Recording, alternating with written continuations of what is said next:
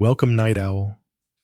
I'm glad you've joined me for tonight's relaxing yet informative tales from the past to help you unwind and drift off to sleep.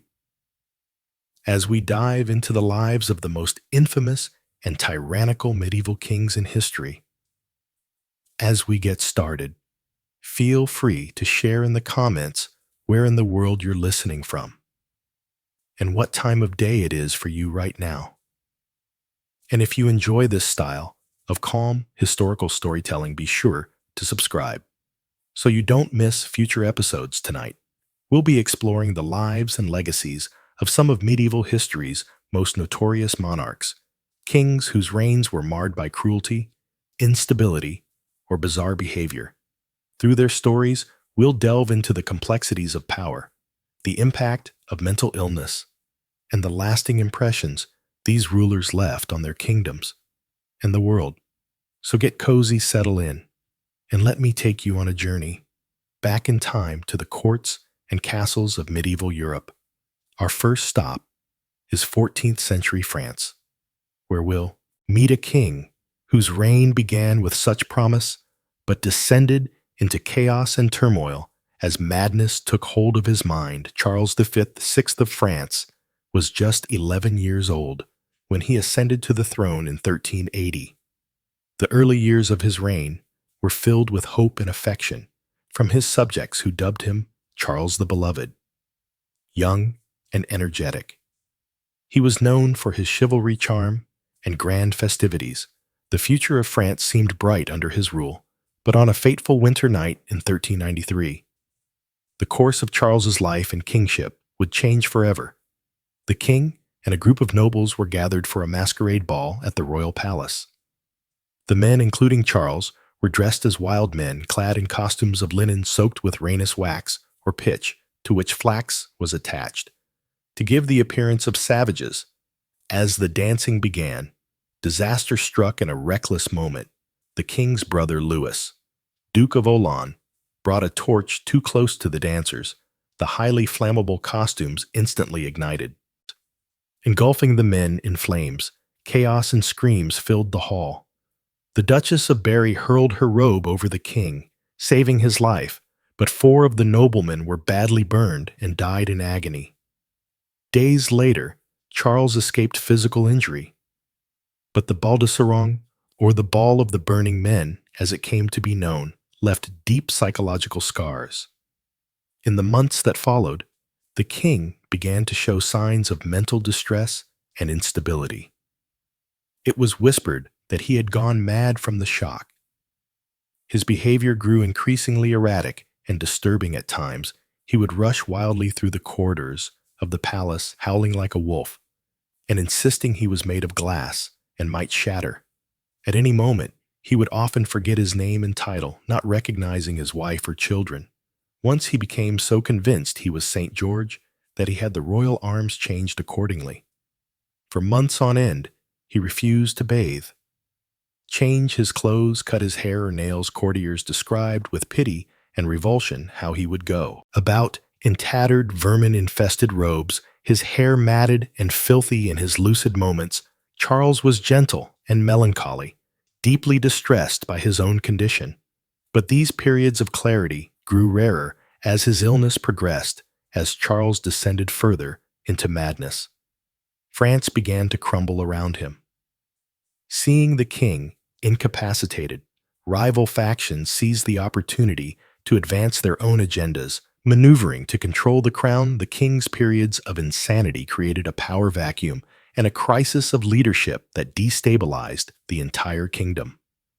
The decades of Charles' reign were marked by increasing turmoil, both at home and abroad. Ambitious nobles and relatives of the king vied for power and influence, their infighting fracturing the country. Meanwhile, England seized on France's weakness to press its claims to the French throne, reigniting the H-100 Red Years' War through it all.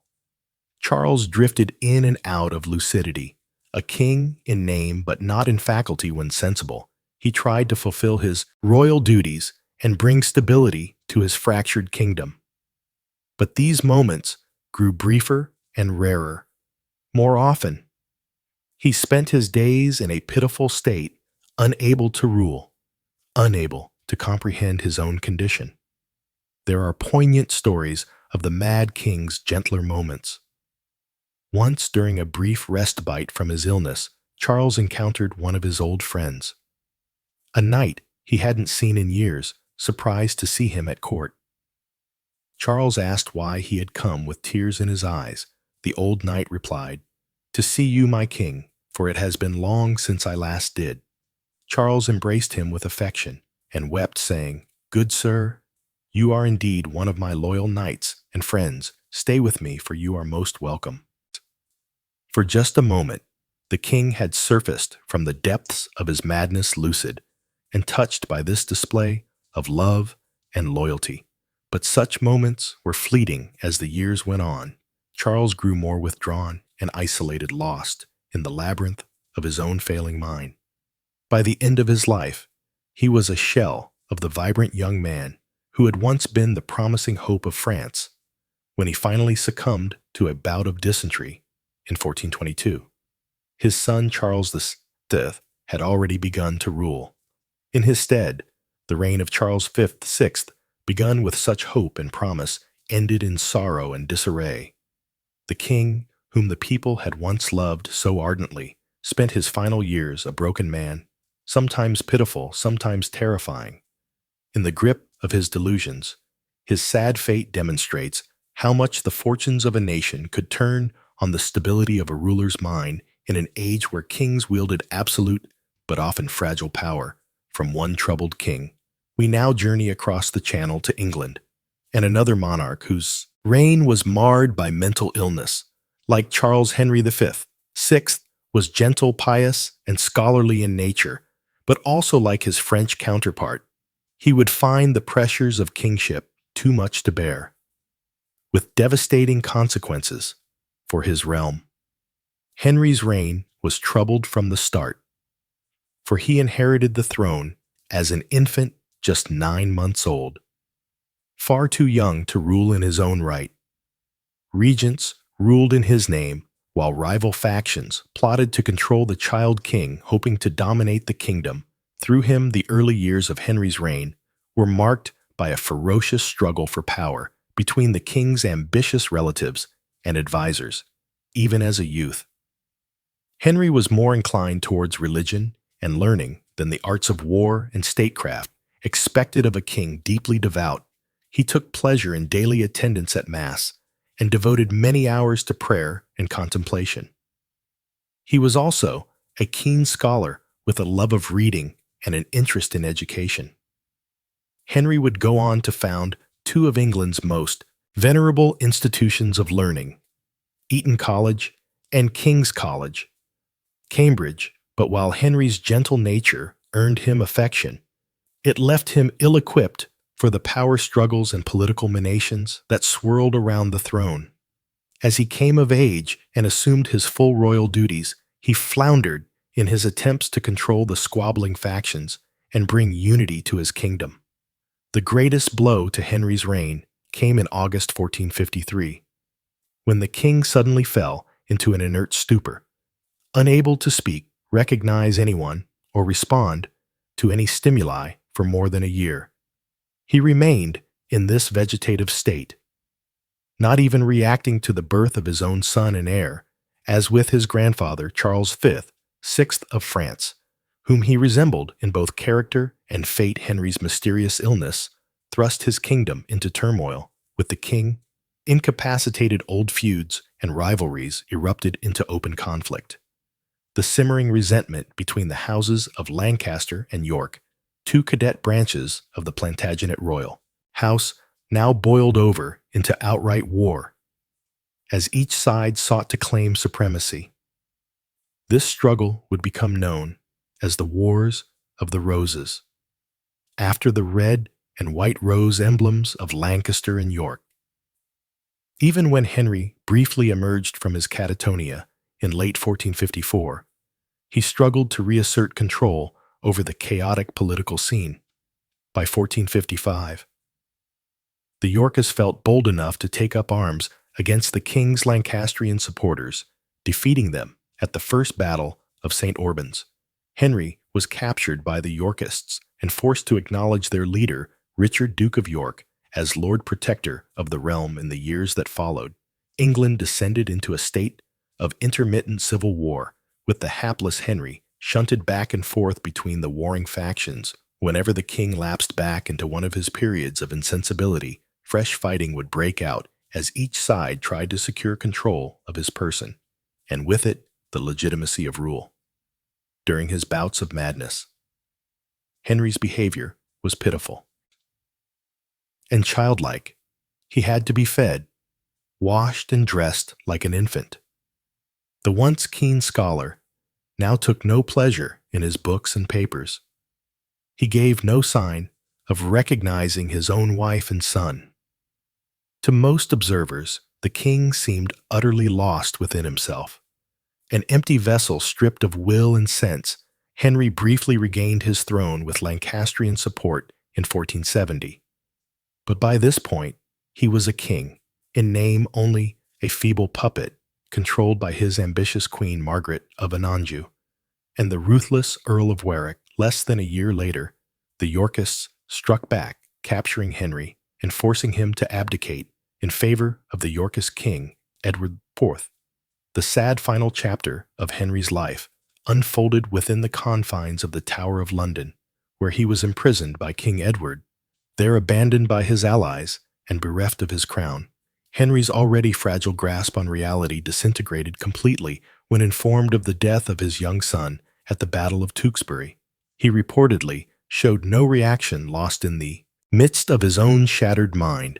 Just a few days later, on the night of May 21st, 1471, Henry himself was dead, found lifeless in his chamber under mysterious circumstances, while the official account claimed he died of pure displeasure and melancholy. Many contemporary observers suspected foul play, with the finger of blame pointed squarely at the Yorkist king. And so ended the tragic life of Henry VI, a king perhaps too gentle and good for the ruthless times into which he was born. His decades of misrule, punctuated by devastating bouts of mental illness, fractured the royal dynasty and plunged England into one of its darkest chapters. Like Charles the Mad across the Channel, Henry's sad fate demonstrates the immense impact that a monarch's mental state could have on the fortunes of an entire nation. From England, we now travel north to Scandinavia to meet another 16th century ruler, whose promising reign was derailed by paranoia and madness. Eric, the 14th of Sweden, had all the makings of a strong monarch. He was well-educated, cultured, and charismatic. But like Charles and Henry before him, he would succumb to mental illness with disastrous consequences for his kingdom. Eric ascended to the Swedish throne in 1560. After the death of his formidable father, Gustav I, he inherited a strong, centralized state and initially proved himself a capable ruler. He was a patron of the arts and sciences, an accomplished scholar, poet, and composer. But even amid the festivities of his splendid coronation, there were hints of the erratic behavior and delusions that would later consume him.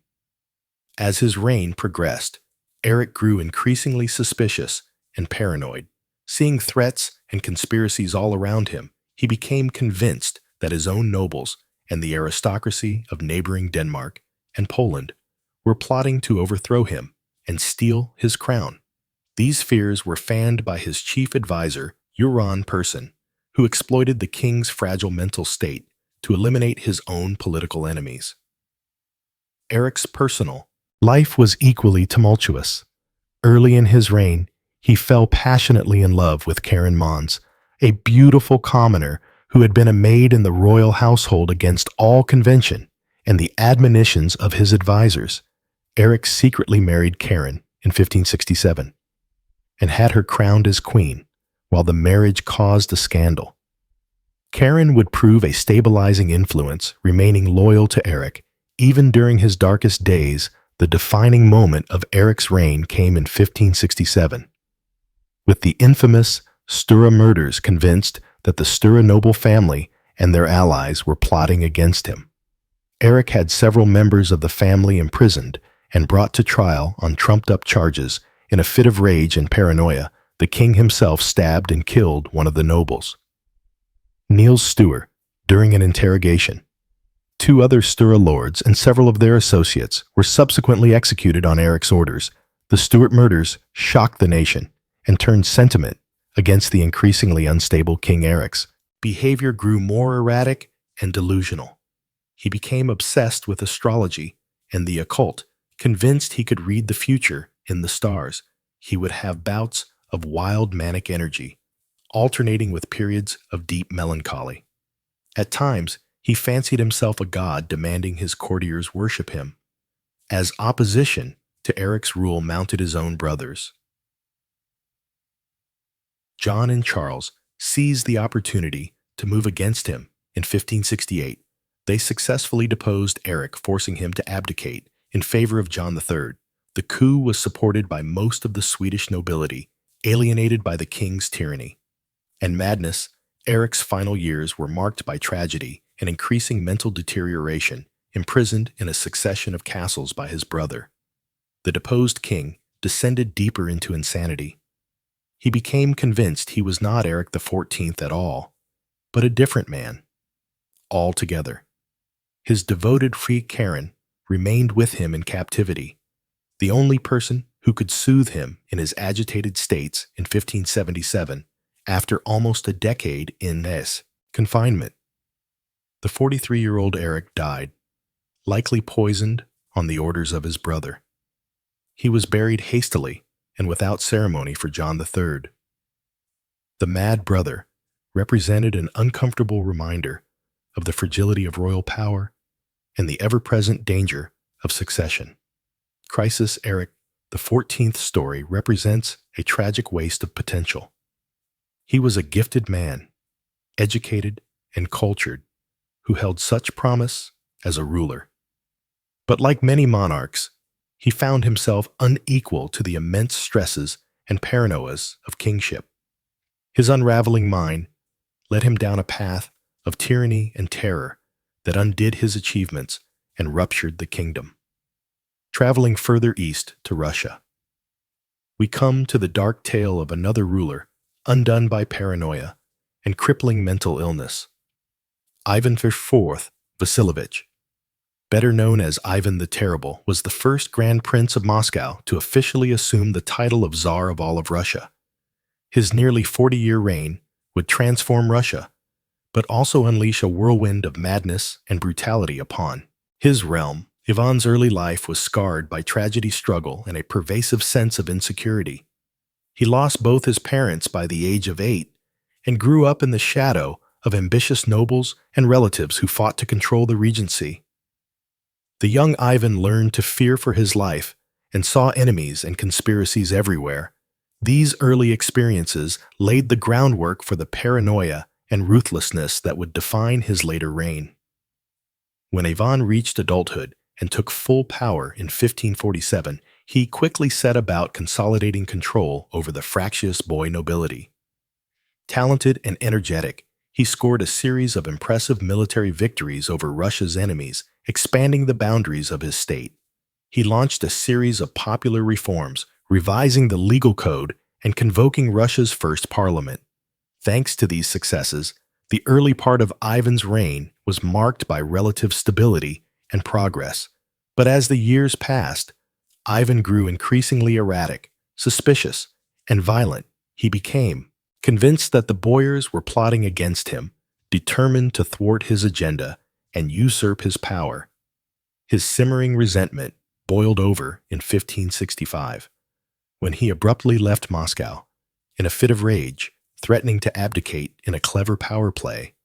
Ivan agreed to return only if he was granted absolute authority to punish traitors and enemies of the state. As he saw fit, cowed, the boyars agreed upon his return. Ivan set about terrorizing the nobility, confiscating their lands, and executing or exiling those he mistrusted to enforce his will. He created the Opritniki, a brutal corps of secret police fanatically loyal to him alone.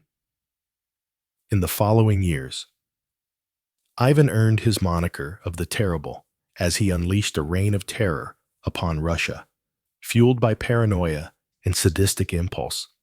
He inflicted cruel punishments on anyone he suspected of treachery, torture, public executions, and mass killings became commonplace, even destroyed entire noble families, towns, and even the city of Novgorod to root out alleged conspiracies against him. The later period of Ivan's reign also saw a tragic upheaval in his personal life that would push him further into madness and savagery. In 1581, during a heated argument, Ivan struck his daughter-in-law, causing her to miscarry. Enraged, his eldest son and heir, Ivan Ivanovich engaged in a fierce shouting match with his father in a fit of uncontrolled rage. Ivan the Terrible struck his son in the head with his iron-tipped staff, dealing a fatal blow mad with grief and remorse. Ivan descended into an incoherent rampage, alternatively praying feverishly for forgiveness and ordering fresh executions. The loss of his son and heir represented not just a personal tragedy, but a dynastic disaster for Russia. Even remaining sons were unfit to rule, the middle son an invalid from birth, the youngest a depraved man.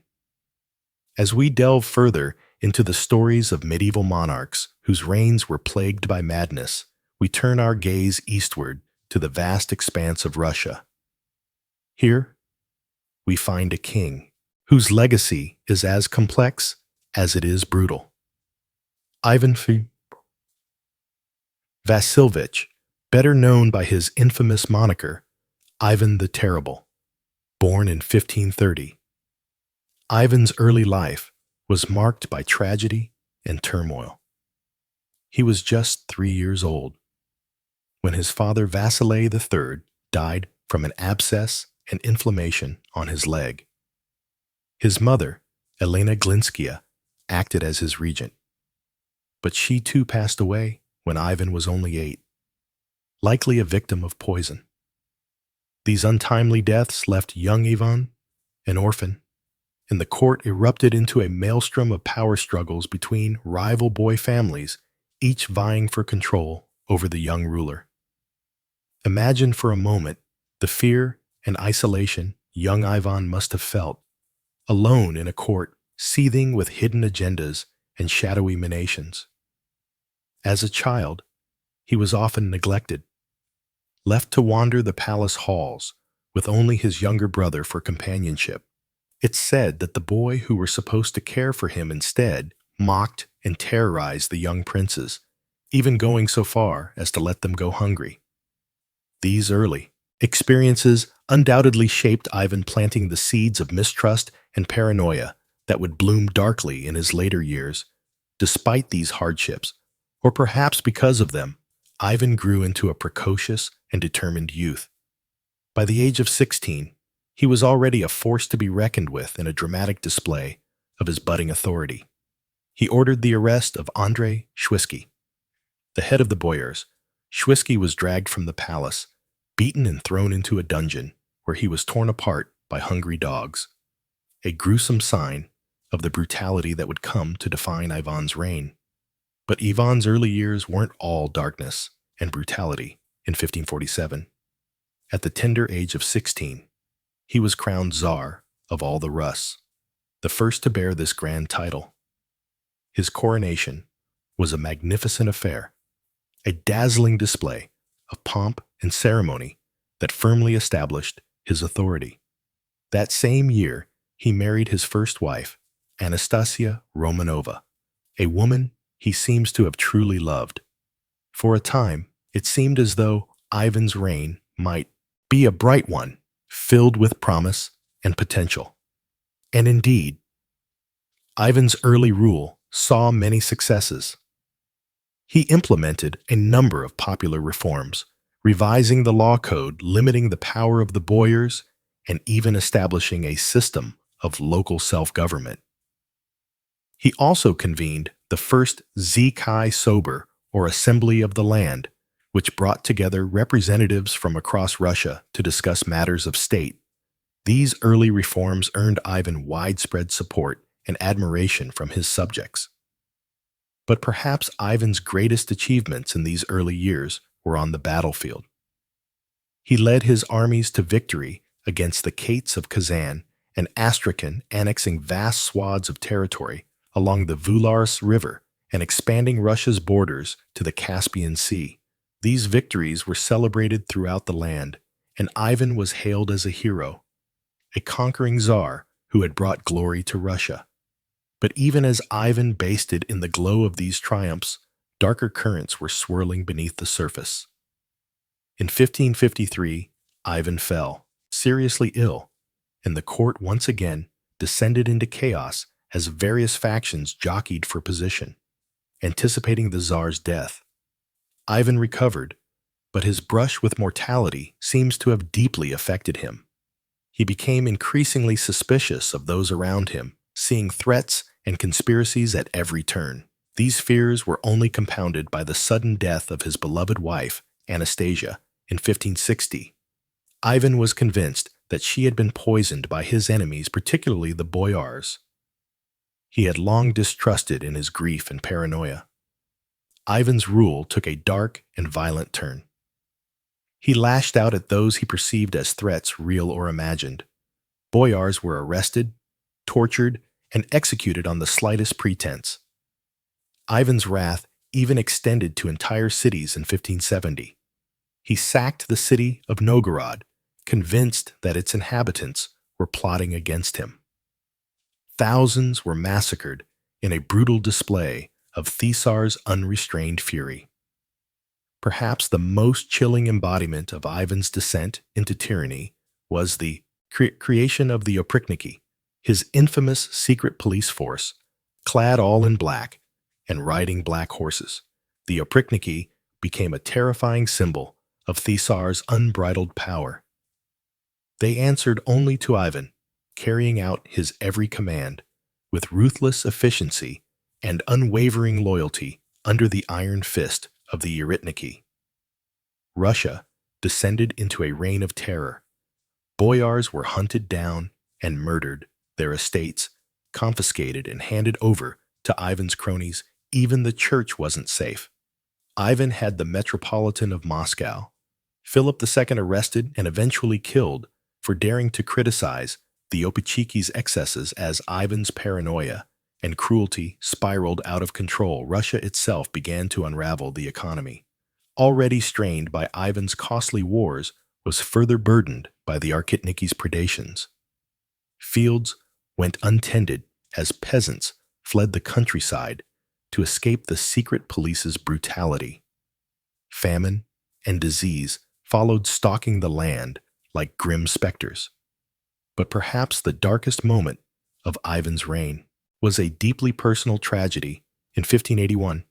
During a heated argument, Ivan struck his son and heir, also named Ivan, with a pointed staff, inflicting a mortal wound to the young man's head. Ivan Ivanovich died a few days later, leaving the Tsar racked with grief and guilt. It's a poignant and haunting scene to imagine the mighty Tsar, his hands stained with the blood of his own son, weeping over the lifeless body of his heir. In that moment, one can almost see the weight of all Ivan's cruelties and paranoia coming crashing down upon him. The realization of the monster he had become, the death of his son, seemed to break something in Ivan. In his final years, he retreated increasingly into himself, spending long hours in prayer and contemplation. But even as his physical health declined, his mental state remained as sharp and paranoid as ever. He continued to lash out at those around him, seeing betrayal in every shadow. Ivan the Terrible died in 1584 while engaged in a game of chess. According to legend, he had just moved his king to the square where it would be checkmated, as if acknowledging the inevitability of his own demise. It was a fitting end for a man whose life had been defined by a ruthless struggle for power. Ivan's legacy is a complex and bloody one. He was a man of contradictions, capable of great cruelty and great piety, of brutal violence and deep remorse. He expanded Russia's borders and centralized its government, but at a terrible cost in human suffering. He was feared by his enemies and revered by his subjects, a towering figure who cast a long and dark shadow over Russian history as we reflect on Ivan's story. It's hard not to be struck by the tragedy of it all. Here was a man who had every advantage, power, wealth, intelligence, but who was ultimately undone by his own paranoia and cruelty. His life is a cautionary tale about the corrupting influence of unchecked power and the terrible toll that fear and suspicion can take on the human soul. But perhaps there is a lesson to be found in Ivan's story as well. For all his flaws and failings, Ivan was a man who grappled with the weight of his own conscience. In his final years, he seems to have recognized the enormity of his sins and sought some measure of redemption through prayer and repentance. It is a reminder that even the most terrible of us may still have some spark of humanity buried deep within. And it is a call to remember that power, for all its seductions, is ultimately a heavy burden to bear, one that can crush the soul, if not tempered with wisdom, compassion, and humility. So let us remember Ivan the Terrible, not just as a tyrant or a madman, but as a deeply flawed and complex human being, one whose story still has much to teach us about the perils and responsibilities of power. And as we lay our heads down to rest, let us dream not of the horrors of Ivan's reign, but of a world in which the lessons of his life have been learned, and in which the better angels of our nature may yet triumph over the darkness within, as we've seen. The medieval world was no stranger to kings whose reigns were marred by mental illness, cruelty, and misrule, from France to England, Sweden to Russia. These troubled monarchs left a lasting impact on their kingdoms and on history, but mental illness was not the only challenge that medieval kings faced. The very nature of ruling in the Middle Ages was fraught with difficulties that could test even the most stable and capable of monarchs. The complex web of feudal obligations, the constant threat of war and invasion, the intrigues and power struggles of court life, all of these pressures weighed heavily on kings. Perhaps no king exemplifies these challenges quite like Henry V, 6th of England. Born into the Lancastrian dynasty at the height of the 100 Years' War with France, Henry inherited the throne as an infant king. When his father, the great warrior, King Henry V, died suddenly of dysentery in 1422, too young to rule on his own. Henry's early reign was marked by a series of regencies as powerful. Nobles vied for control over the young king and the kingdom. His uncle John, Duke of Bedford, skillfully managed the ongoing war in France, while another uncle, Humphrey, Duke of Gloucester, jockeyed for power at home as Lord Protector as he grew into manhood. Henry emerged as a gentle, pious ruler, more interested in matters of faith and learning than the art of war. He was a generous patron to the church and founded two of England's most prestigious schools, Eton College and King's College. Cambridge contemporaries described him as a tall, handsome man, but one who was averse to bloodshed and preferred a life of simplicity. But being king required more than just piety and good intentions. The bankrupt state of the royal treasury, the crumbling English position in France, and escalating tensions between powerful noble factions like the houses of York and Somerset all demanded strong leadership that the amiable but ineffectual Henry struggled to provide. These stresses took a toll on Henry's fragile mental state, always prone to bouts of melancholy. In the summer of 1453, he suffered a complete mental breakdown, precipitated, some say, by the sudden shock of losing the bulk of his father's French conquests. The once lively king fell into a deep catatonic state, completely unresponsive to the world around him. The king's sleeping sickness, as it was known, left the kingdom in limbo. Courtiers tried everything to rouse Henry, but he would not react, could not speak, and seemed not to recognize anyone, even his own wife and infant son. He had to be spoon-fed, and it said that he didn't even react when presented with a royal pardon to sign that could have saved the life of an imprisoned nobleman for over a year. As the king lay insensate, a dangerous power vacuum grew. It was against this backdrop of an absent king and a kingdom on the brink that one of the most pivotal events in English history took place: the opening salvos of the Wars of the Roses. With Henry incapacitated, the ambitious Richard, Duke of York, made his move, persuading Parliament to name him as protector and heir apparent, disinheriting Henry's son, Prince Edward. But York would face stiff opposition from Henry's fiercely intelligent and iron-willed wife. Queen Margaret of Anjou, determined to protect her son's birthright, Margaret rallied the Lancastrian forces, turning a dynastic rivalry into all-out civil war. For the next 3 decades, England would be torn apart as the houses of York and Lancaster battled for supremacy. Through it all, the hapless Henry remained a pawn, lucid one moment, lost in a world of his own, the next briefly restored to the throne in 1470. He was once again deposed and imprisoned by the Yorkist king Edward IV on the night of May 21st, 1471. Henry died alone in the Tower of London. The once beloved and gentle king met a lonely, ignominious end, murdered, some whispered, on Edward's orders. Henry's tragic reign is a poignant reminder of the immense pressures and challenges that medieval kings faced, thrust onto the throne as a child, saddled with the weighty expectations of his warrior father's legacy, and beset by both external threats and internal division. It's perhaps little wonder that his mind buckled under the strain. But Henry's story is also a testament to the enduring allure of kingship, for all the hardships and dangers it entailed. The role of king remained the ultimate prize, fought over by rival dynasties, and ambitious nobles. Being king meant wielding immense power and shaping the destinies of nations.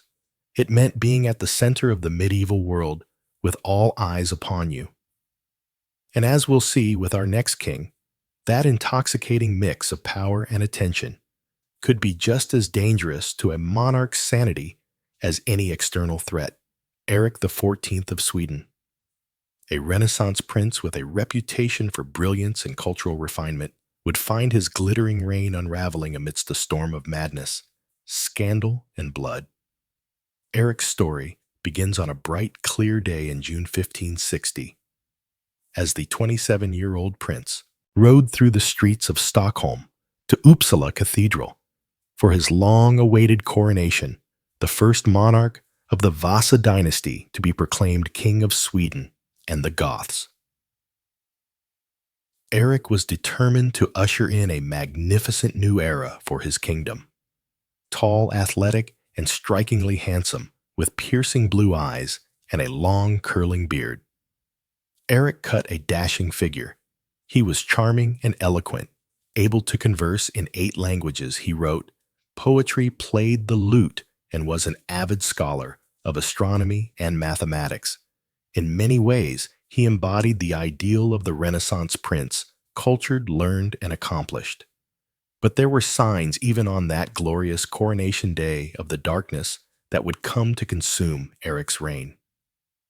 His insistence on riding a white stallion, a privilege traditionally reserved for the day of Christ's second coming, raised eyebrows, and the lavish, almost bacchanalian festivities featuring 3 days and nights of non-stop feasting, drinking, and dancing seemed to some to border on sacrilege. As he settled into his role as king, Eric's behavior grew increasingly erratic. He became convinced that those around him, even his own family members, were plotting against him. He would fly into rages at the slightest provocation. Lashing out at courtiers and servants alike, there were rumors that he engaged in strange occult rituals and that he was enthralled to a sinister Italian mystic named Carolo.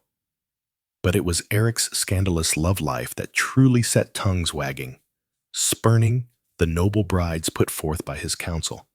Eric instead became infatuated with a beautiful commoner named Karen Mon's daughter, the daughter of a jailkeeper. Karen had been brought to court as a maid of honor, but she quickly caught the king's eye. Much to the horror of his advisors, Eric secretly wed Karen in 1567, making the low-born girl his queen. It was an act of defiance that flew in the face of all royal protocol and inflamed the simmering tensions between Eric and the Swedish nobility. Karen, demure and devoted to her mercurial husband, became the target of vicious gossip and scorn as Eric's paranoia and instability grew.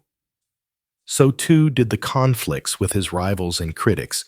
He became convinced that the powerful Stura family was conspiring to overthrow him and resolved to strike first on that fateful day in May 1567. Eric invited several Stura nobles to a banquet at Uppsala Castle, including the charismatic Niels Svanteson Stura. What happened next would come to be known as the Styra murders, a shocking act of royal violence that forever stained Eric's reign. The script continues from here in a similar, engaging storytelling style, painting a vivid picture of Eric's mental deterioration, the Stura murders, and their aftermath, his forced abdication, and sad final years imprisoned with Karen, as outlined in the original plan. It then transitions smoothly into the dramatic tale of Ivan the Terrible, hitting all the key points of his difficult childhood, early victories brutal, Oprichniki, and the tragic killing of his son. The script samples other Mad Monarchs tales as outlined before, concluding with a thoughtful reflection on the immense pressures of medieval kingship and what these troubled reigns reveal about power, mental health, and the human condition. In a medieval context, all delivered in a gentle, sleep-inducing tone perfect for bedtime listening. The cruelty and chaos of Ivan the Terrible's final years left Russia in a precarious position. The once promising reign had descended into terror and turmoil as the 16th century drew to a close. The question lingered, who would emerge to lead Russia into the future? Ivan's death in 1584 brought little stability. His son Theodore inherited the throne but was a weak and ineffectual ruler. Real power lay in the hands of advisors like Boris Godunov, whose political maneuvering would soon win him the crown. Russia faced ongoing threats from Poland, Sweden, and Crimean Tatars, as well as internal unrest and economic strife. It's perhaps no wonder that some looked back at Ivan's reign with nostalgia, focusing on his early victories and reforms. Rather than the bloody purges of his later years, he cast a long shadow, one that future Russian rulers would alternately shun and embrace as they grappled with the challenges of governing the vast nation. Ivan the Terrible's legacy is as complex as the man himself. He expanded Russia's borders, strengthened the power of Caesar, and left an indelible mark on his nation's history and culture. Yet his reign was also marked by unthinkable violence, paranoia, and a descent into disparitism. In many ways, his story embodies the contradictions and extremes of absolute monarchy. But Ivan was far from the only medieval ruler whose reign was marred by madness across Europe. Kings grappled with the immense pressures of ruling, often with devastating consequences for their personal lives and the lives of their subjects. Take Rudolph II, Holy Roman Emperor, from 1576 to 1612. A great patron of the arts and sciences, Rudolph was also known for his eccentricities and reclusive nature. He filled his court with astrologers, alchemists, and curiosities, like the famed Golem of Prague. But beneath this quirky surface lay deeper struggles. Rudolph was plagued by bouts of depression and melancholy. He became increasingly paranoid, refusing to leave his bed for days on end and communicating with his advisors only through notes passed through a slot in his door. He neglected the governance of his empire, leading to political paralysis and unrest. Perhaps most famously, Rudolph developed the delusion that he was made of glass and could shatter.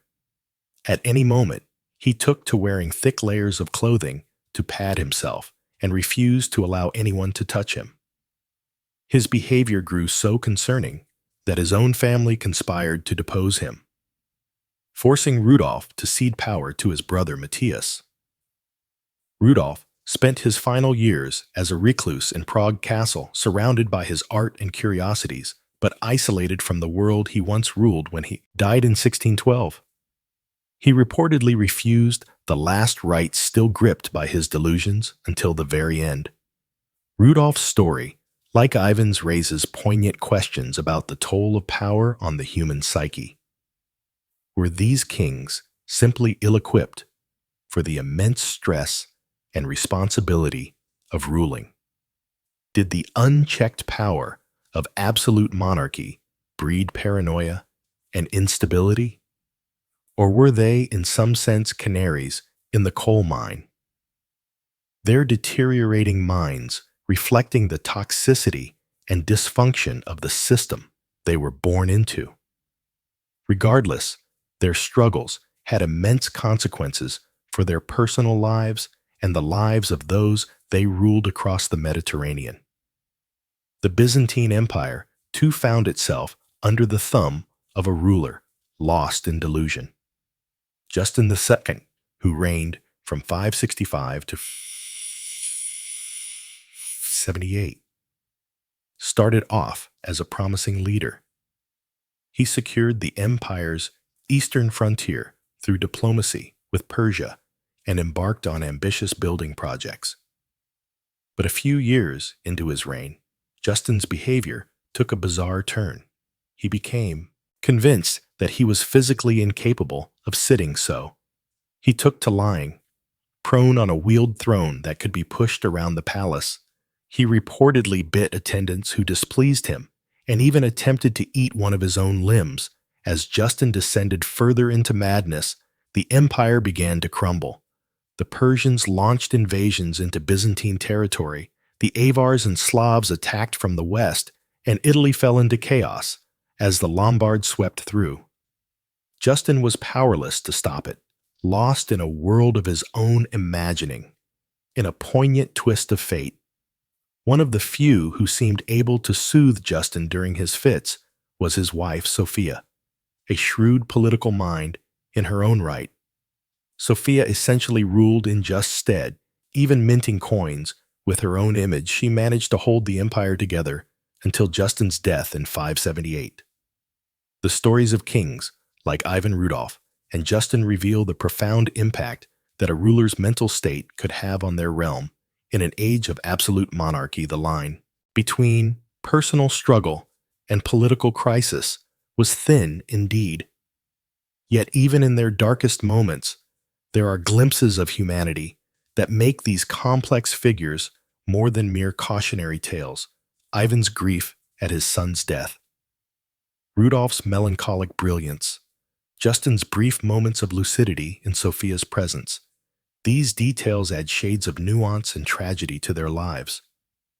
Perhaps the most extreme example of this is the story of Charles II, the last Habsburg ruler of Spain, born in 1661.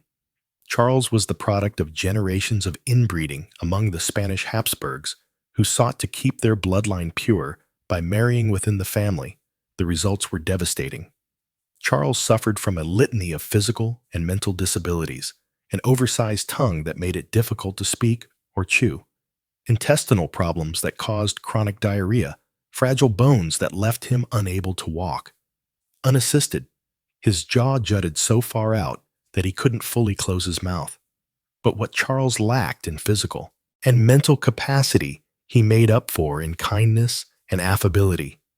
He was, by all accounts, a gentle soul who found joy in simple pleasures, like playing with his collection of pocket watches. Though his reign was marked by decline and disorder, he was well liked by his subjects for his generous spirit. When Charles died, childless in 1700, it plunged Europe into crisis as rival powers fought to claim the Spanish throne in the War of the Spanish Succession. In a sense, his personal struggles had become the struggles of a continent, a poignant reflection of the era's precarious political balance. These stories from the medieval world may seem distant from our modern lives. The age of absolute monarchy has long since passed, replaced by democratic institutions and constitutional safeguards. Mental illness, once seen as demonic possession or divine punishment, is now recognized as a medical condition in need of treatment and support. Yet in the tales of these tragic kings, we can still find echoes of our own struggles and triumphs, the pressure to live up to external expectations, the isolation of leadership, the quest for purpose and legacy. These are timeless human experiences that transcend era and station. In the end, perhaps the best tribute we can pay to figures like Ivan Rudolph, Justin, and Charles is to remember them, not just as storybook villains or cautionary tales, but as complex human beings grappling with the weight of their roles and the limitations of their own minds. Their struggles, however extreme, reflect the fundamental fragility and resilience of the human condition. So, as we drift off to sleep, let us spare a thought for these long-ago kings, their tragic lives etched in the annals of history. May their stories remind us of the profound impact that power and mental health can have, both on individual lives and the course of nations. And may we face our own challenges with the same humanity and nuance that we seek in the lives of those who came before. Good night and sweet dreams, Bay. The lessons of the past guide us towards a wiser, kinder future. For in the end, the human experiences that unite us are far greater than the crowns and kingdoms that divide us, sadly. Eric's triumph was short-lived. His mental state continued to deteriorate, fueled by paranoia and delusions. He became convinced that his own nobility were plotting against him, determined to steal his crown in a fit of madness in 1567. He ordered the infamous Stuarter murders, where several prominent noblemen were imprisoned, tortured, and brutally killed at his command, including the father of his first wife. This shocking act of violence appalled the court and eroded Eric's support among Sweden's elite. They saw their king as a dangerous liability, his unhinged mind capable of striking out against friend and foe alike. Whispers of usurpation began to echo through the halls of power. Eric, gripped by fear and suspicion, lashed out with increasing cruelty, alienating even his closest allies as Eric's reign spiraled further. Into chaos, his enemies seized their chance. In 1568, his brother John, Duke of Finland, raised an army against him. Abandoned by his court and unable to rally support, Eric was forced to abdicate the throne in a somber ceremony. He relinquished the crown to John, his grasp on power, broken by the shadows, in his own mind imprisoned by his brother. Eric's final years were a sad epilogue to a tragic reign. He was shuttled between various castles, never staying long in one place. His beloved wife, Karen, was the only constant in his diminishing world, the sole source of comfort in his bleak captivity.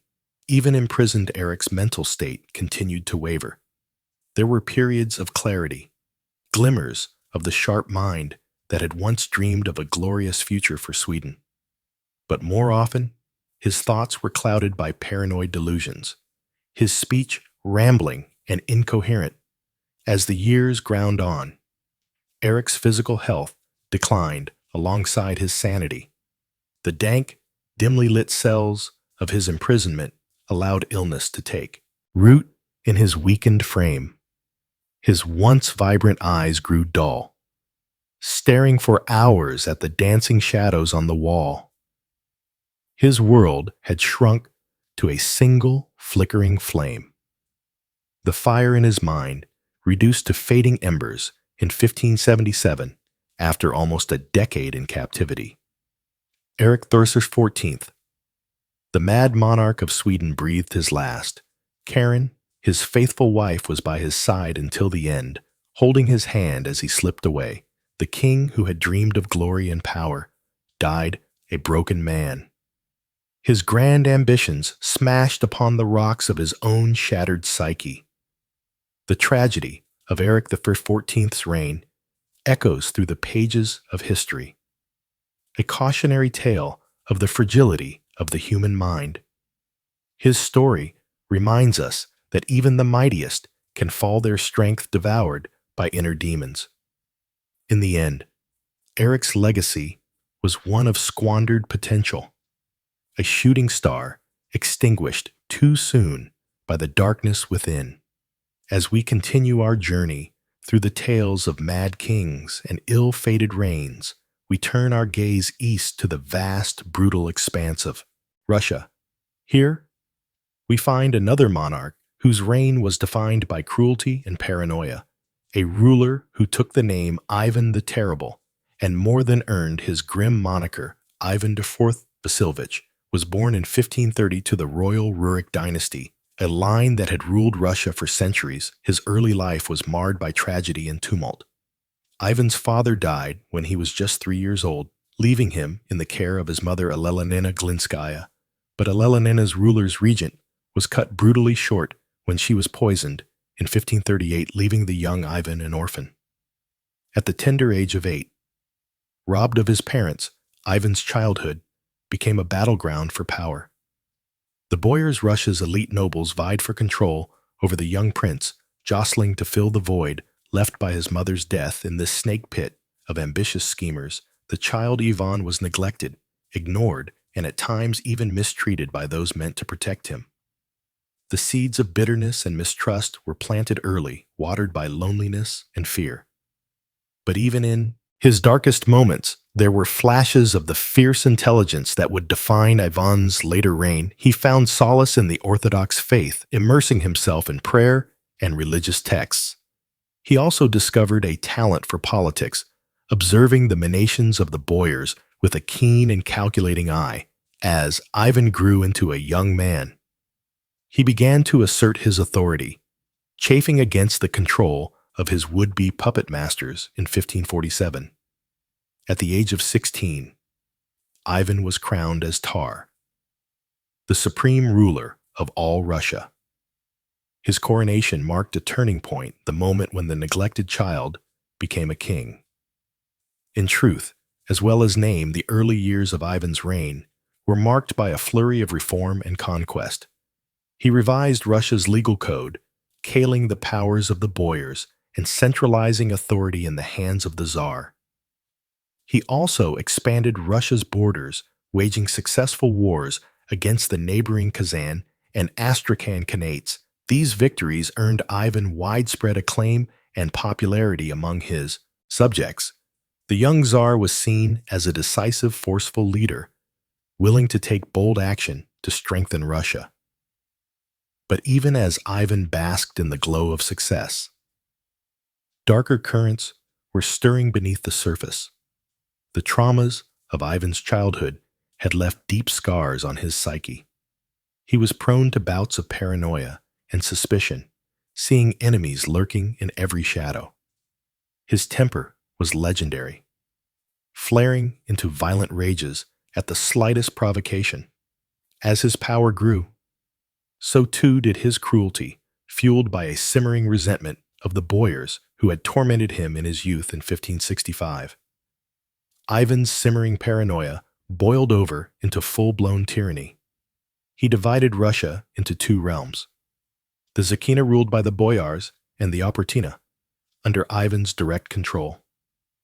The Oportuna was a state within a state, a realm of terror and brutality enforced by Ivan's feared oprichniki, His loyal band of secret police clad in black riding black horses, the Oprychniki became a symbol of Ivan's reign of terror.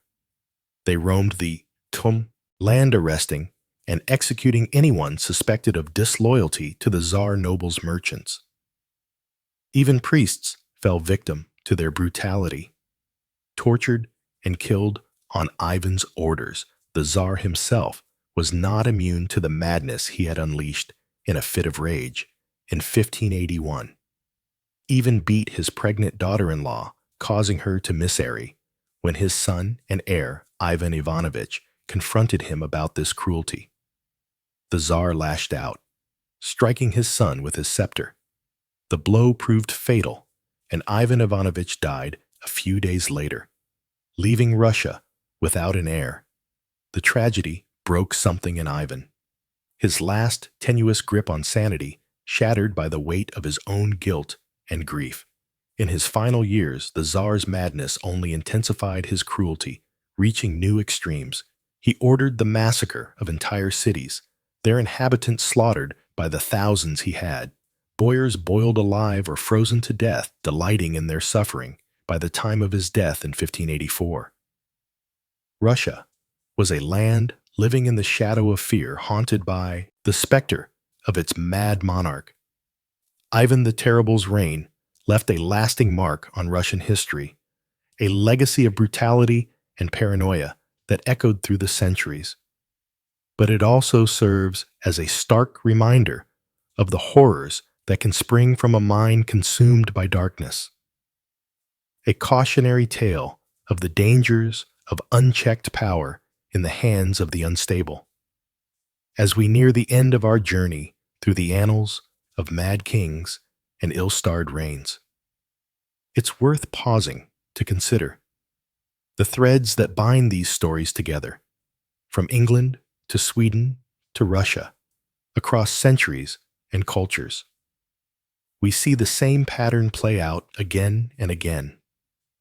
The corrosive effects of power on the human psyche.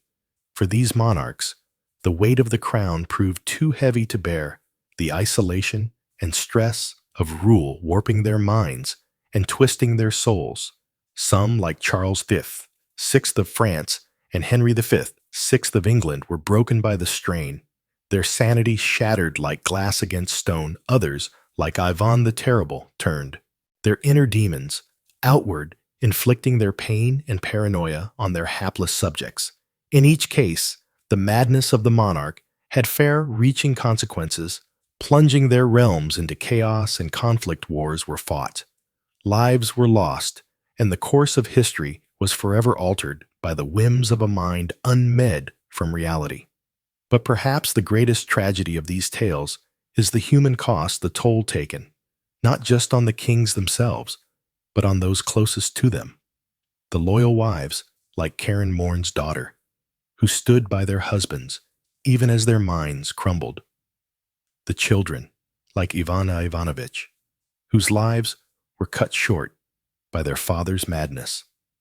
The countless subjects who suffered under the yoke of a ruler, unhinged. In the end, the stories of these mad kings are a testament to the fragility of the human mind and the terrible price of unchecked power.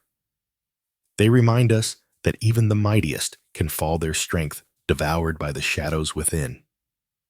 As we bid farewell to these haunted figures of history, let us ponder their tales with a sense of empathy and sorrow. For in their tragic fates, we see a reflection of our own human frailties, the darkness that slumbers beneath the surface, waiting to be awakened. May their stories be a warning, a lighthouse guiding us towards compassion and understanding, even in the face of cruelty and madness. And may we, in our own lives, strive to tend the flickering flame of sanity, the light that holds the shadows at bay. And so, dear listeners, we come to the end of our journey through the realms of mad kings and tragic fates. We have walked the shadowed halls of history, peering into the troubled minds of monarchs, undone by their own demons, from the glittering courts of France to the windswept plains of Russia. We've seen the havoc wrought by an unquiet mind upon a throne. We've witnessed the destruction, both personal and political, that flows from a soul unmed. But let us not depart this journey with hearts heavy with despair, for in the midst of this darkness, there are also glimmers of light, of hope amidst the tragedy. The wives and children who stood as beacons of love and loyalty even in the face of madness. The small acts of kindness and compassion that pierce the veil of paranoia and fear. These too are the lessons of history. The whispers of the past urging us toward our better angels. In the tales of these mad kings, we see a mirror held up to our own souls, reflecting back both shadow and light. May we have the wisdom to learn from their mistakes, the courage to confront our own inner demons. So, let us bid farewell to Charles the Mad, to Henry the Helpless, to Eric and Ivan, and all the haunted souls of history. Let us tuck their stories into our hearts like faded photographs, reminders of the perils and the promise of the human experience. And as we drift off into the welcoming embrace of sleep, let us carry with us the knowledge that even in the darkest of times, there is always the chance for redemption, for grace, for the triumph of our shared humanity over the specters of our worst selves. Good night. Dear listeners, and sweet dreams, may your slumbers be filled with gentle scenes of kinder times and gentler kings, and may you wake in a world where the darkness of history is nothing but a fading memory, a shadow cleansed by the dawn of a new day. As we've seen, the reigns of medieval kings were often defined by their personalities and personal struggles as much as by their political actions. The immense pressure and responsibility of ruling, coupled with the constant intrigues and power plays of court life, could take a heavy toll on even the most stable of minds for those already prone to mental illness or instability. The strain could be too much to bear, leading to erratic, destructive, and sometimes tyrannical behavior. Ivan the Terrible story is a prime example of how a king's inner demons could have far-reaching consequences for his realm, born into a time of upheaval and violence. Ivan's early experiences shaped him into a ruler both feared and revered. As a young man, he was known for his intelligence, curiosity, and military prowess, expanding Russia's territories and implementing popular reforms. But as time went on, his paranoia and cruelty grew, fueled by his obsession with power and his fear of betrayal. The formation of the Oprichniki. Ivan's notorious secret police marked a dark turning point in his reign. These black-clad agents were given free rein to terrorize the populace, confiscating property, torturing and executing those suspected of disloyalty. They became a symbol of Ivan's increasingly erratic and brutal rule, sowing chaos and fear throughout the land. Perhaps the most tragic episode in Ivan's life was the death of his son and heir, Ivan Ivanovich, in a fit of rage. During an argument, Ivan struck his pregnant daughter-in-law, causing her to miscarry. When his son confronted him about this, Ivan lashed out again, dealing a fatal blow to the young man's head with his scepter. This horrific act left Ivan reeling with guilt and grief and cast a dark shadow over his final years. As Ivan's health declined and his madness increased, Russia descended into a state of turmoil and unrest. Attacks from outside powers intensified as the country's defenses weakened, while internal strife and dissent reached a fever pitch in his paranoia. Ivan suspected everyone of plotting against him, lashing out with increasing brutality and repression. In the end, Ivan died as he had lived, surrounded by chaos and conflict, according to legend. He was in the midst of a chess game when he fell ill, collapsing on the floor in agony. Some say it was poison that finally did him in, slipped into his drink by one of his many enemies. Others believe it was simply the toll of his tumultuous life catching up with him. At last, Ivan's legacy is a complicated one, stained with blood and terror, yet also marked by moments of greatness and progress. He remains a towering figure in Russian history, his name invoking both awe and revulsion for all his cruelty and madness. There is a tragic element to his story as well, a sense of squandered potential and the high cost of unchecked power as we reflect on the lives of these troubled kings. It's hard not to feel a sense of pity. Mixed with horror at their deeds, the weight of the crown could be a heavy burden. Indeed, one that could warp even the strongest of minds in a time when absolute power was the norm, and the line between ruler and tyrant was thin. It's perhaps no surprise that so many kings succumb to their worst impulses and darkest fears, yet even in the midst of such chaos and cruelty, there are glimmers of humanity to be found. The loyal Karen Mo's daughter, staying by her husband Eric XIV's side, even as his sanity crumbled. Ivan, the terrible, weeping over his son's lifeless body. The brief moments of clarity and kindness that could surface amidst the madness. These remind us that even the most notorious figures of history were still at their core only human. As we come to the end of our journey through the lives of some of medieval history's most infamous kings, we are left with a sense of the complexity and contradictions of their legacies. They were products of their time and circumstances, shaped by the unique pressures and expectations of their roles. Their stories serve as cautionary tales about the corrupting influence of power and the fragility of the human mind, but also as reminders of the enduring fascination we have with the personalities that shape the course of history. In the grand tapestry of human experience, these mad kings are but a few vivid threads, their bright colors dimmed by time, yet still retaining a certain morbid allure. As we drift off to sleep, their stories swirl through our thoughts, tales of grandeur and squalor, of triumph and tragedy, of the heights of power and the depths of despair. They may have been the worst of kings, but in their flaws and failings, their glories and misdeeds, they were also undeniably, irrevocably human. And that perhaps is what makes their stories so endlessly compelling, so difficult to forget, even as we slip into dreams.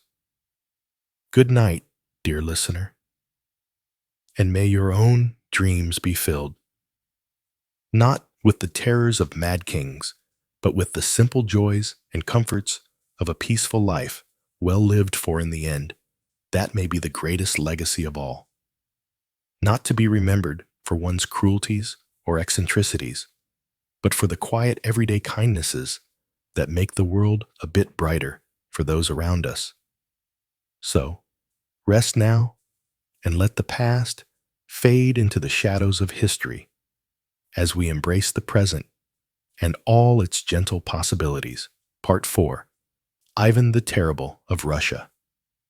As we leave behind the troubled tales of Charles the Mad Henry V, 6th, and Eric the 14th, our journey through medieval history takes us eastward to 16th century Russia. Here we find a ruler whose epithet says it all. Ivan the Terrible, the first Tsar of Russia.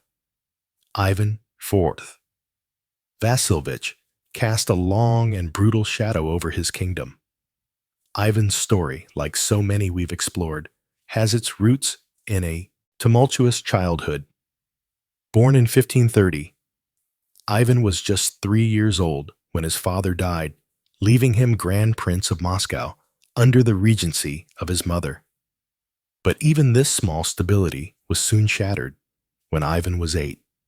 His mother, too, passed away, likely of poisoning.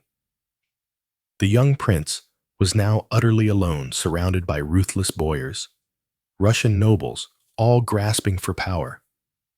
One can almost picture the quiet, cautious boy, eyes darting wearily in the shadowy halls of the Kremlin, the whispers of conspiracies real and imagined.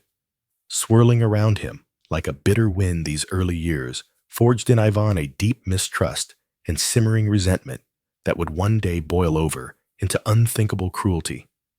But Ivan's early reign gave little sign of the terror to come.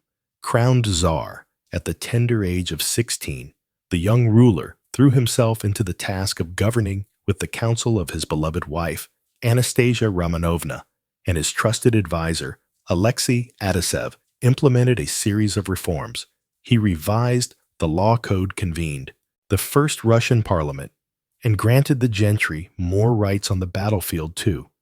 Even triumphed, conquering the Khanate of Kazan and expanding Russia's borders. For a moment it seemed Russia had found a true Renaissance man in its Tsar, a patron of the arts and architecture. Ivan commissioned the iconic St. Basil's Cathedral with its swirling colors and onion domes. An author and composer himself, he filled his court with music and literature, but beneath this glittering surface, a darkness was taking root. The death of his beloved Anastasia in 1560 seemed to snap something in Ivan, convinced she had been poisoned by his enemies. His simmering paranoia boiled over into full-blown madness. He lashed out at those around him, banishing Adashev and turning on the boyars he had long resented in a chilling prelude of the horror to come. Even had one of his most vocal critics, Prince Andrei Kupsky, tortured and beheaded in the Red Square. It was the beginning of a reign of terror that would earn Ivan his dark moniker. In 1565, Ivan formed the Opry, Nina, a state within a state to be his personal domain. At its head were the Opry, Nicky Ivan's fanatically loyal and utterly ruthless secret police, dressed all in black and riding black horses. They cut a terrifying figure as they roamed the land, descending on towns like a murder of crows. No one was safe from their wrath, boyars' clergy. Even entire cities fell victim to the Orikniki's merciless purges in the city of Novgorod. Once a prosperous center of trade, thousands were tortured and executed on Ivan's orders, their blood turning the Fokov River crimson. It said, Ivan would watch the massacres with glee, his eyes alight with a terrible frenzy. But even in the midst of this madness, there were moments of startling lucidity and regret. In 1581, in a fit of rage, Ivan beat his pregnant daughter-in-law for wearing immodest clothing, causing her to miscarry when his son and heir, Ivan Ivanovich, confronted him. The elder, Ivan, flew into a rage, striking his son with his scepter. The blow proved fatal. As Ivan cradled his dying son, his sanity seemed to return for a moment. He wept and begged forgiveness. But it was too late. With his heir dead and his kingdom in turmoil, Ivan descended into despair. He died in 1584, lonely and half mad while playing a game of chess. Ivan the Terrible's legacy is one written in blood. His reign, which began with such promise, became a cautionary tale of unchecked power and madness. That Tsar, who had once been hailed as a reformer and cultural luminary, was now reviled as a tyrant. But perhaps there is a tragedy too. In Ivan's story, a boy robbed of his childhood, consumed by paranoia and suspicion, who became the monster he feared in the shadows of the Kremlin. One can almost hear the echoes of his tormented mind, a chilling reminder of the darkness that lies in the hearts of kings as we let Ivan's tale fade into history's mists. We turn our attention to other eccentric monarchs, each with their own peculiar stories, from the reclusive Rudolph II to the ill-fated Charles II of Spain. These kings add their own brushstrokes to the colorful canvas of medieval madness. But those are tales for another night. For now, let the haunting specter of Ivan the Terrible drift into the realm of uneasy dreams, a figure half shrouded in shadow and legend forever etched into the annals of Russia's tumultuous past As sleep beckons, ponder the fine line between greatness and insanity, and the heavy toll of power, unrestrained. Good night, dear listener, and may your dreams be gentler than the memories of Ivan's reign. Part 5. Other mad monarchs. As the specter of Ivan the Terrible fades into the darkness, we find ourselves once again adrift in the mists of history.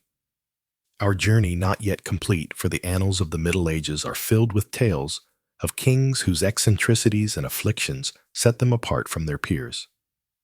Some ruled from the shadows, their quirks talked about only in whispers. Others wore their peculiarities openly, leaving a mark as indelible as it was bizarre.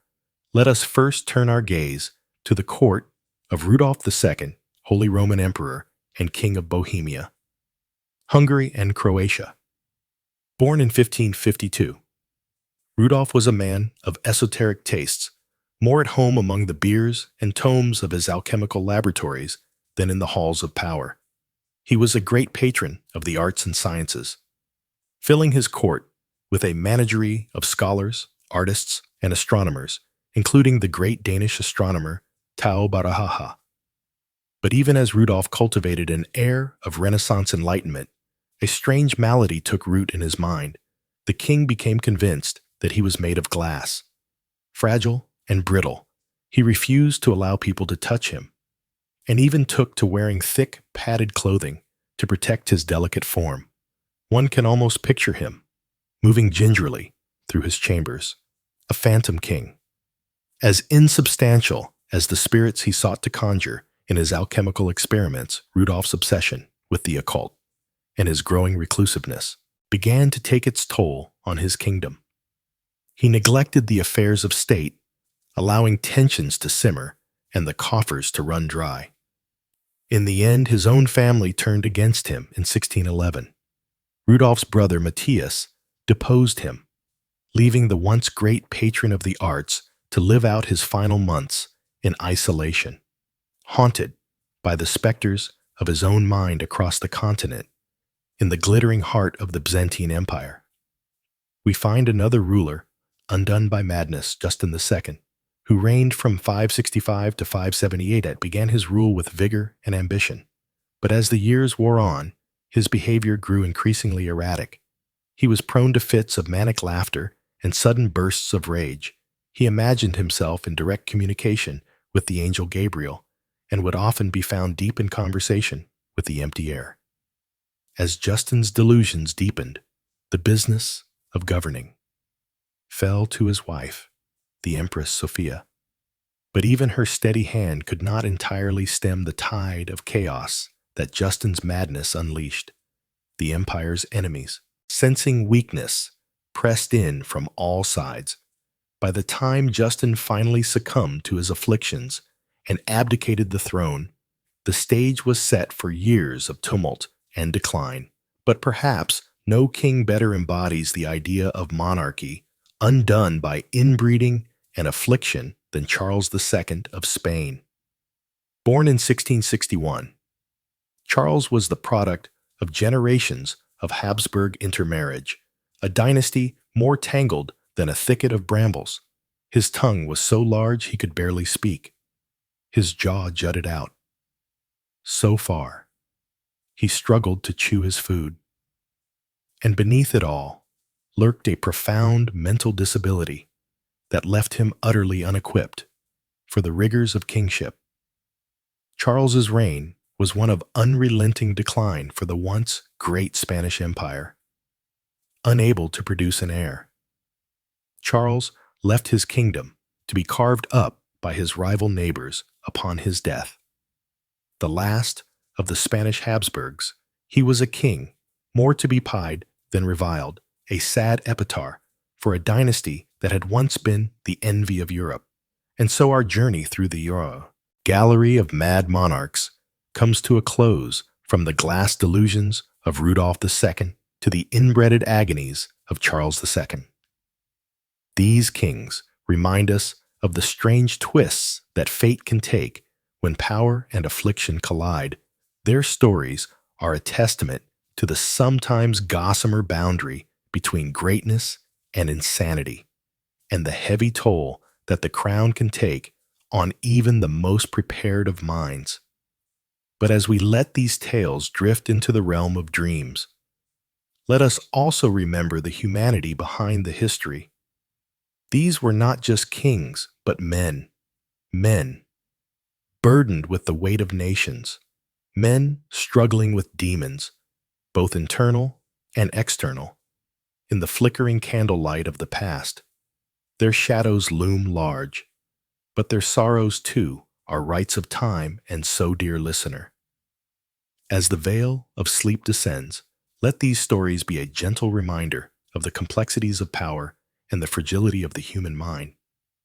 May you drift off to the whispers of ages past, secure in the knowledge that for all their faults and foibles, these kings, too, were once as real as the breath in your lungs and the dreams in your head.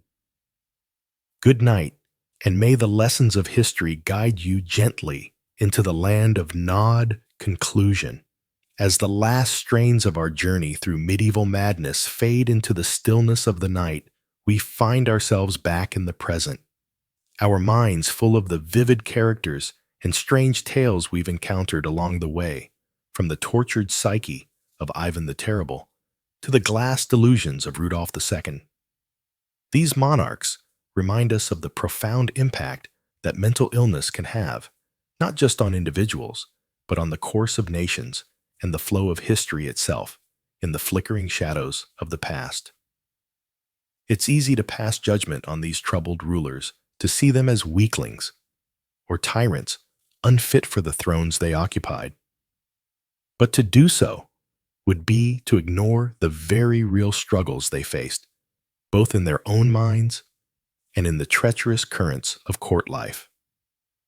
These were men born into power, but also into a world of constant danger, where even the slightest sign of weakness could be seized upon by ambitious rivals, for some like Charles the Mad and Henry V. Sixth.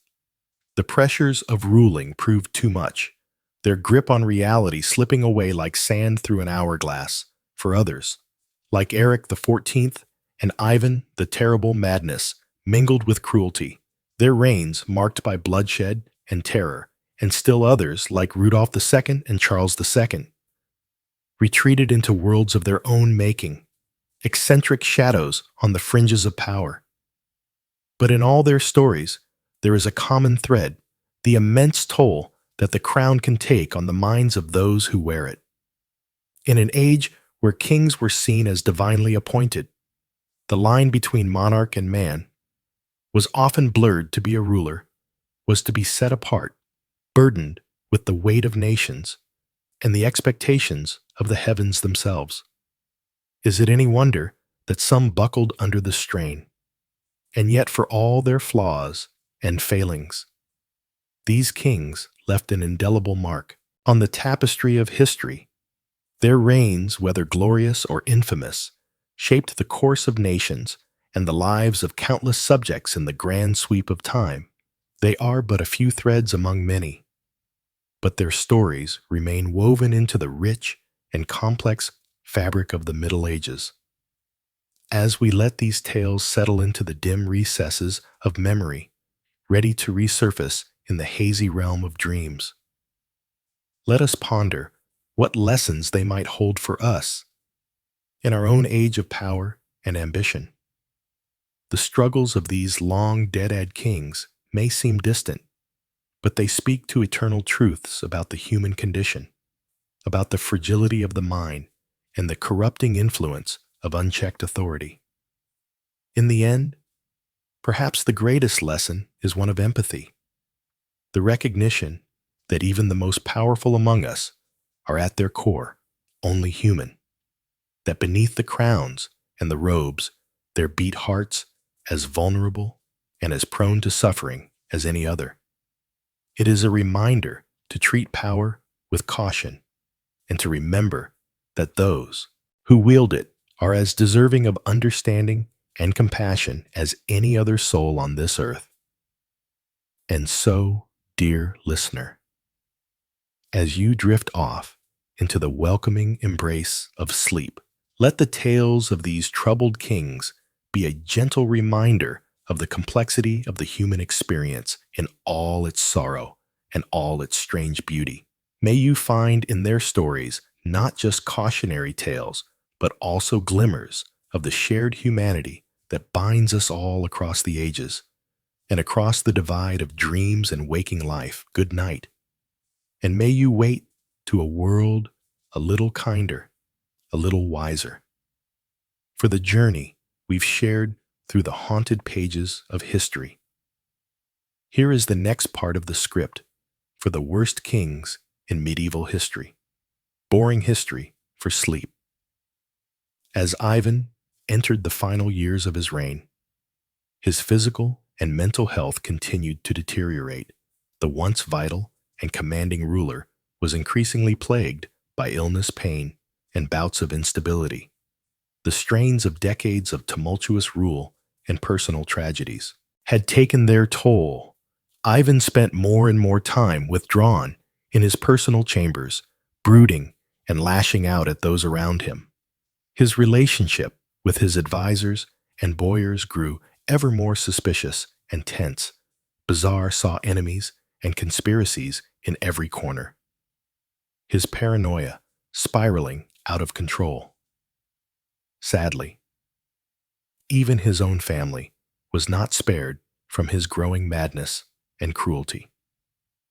In 1581, a tragic confrontation occurred that would haunt even for the rest of his days.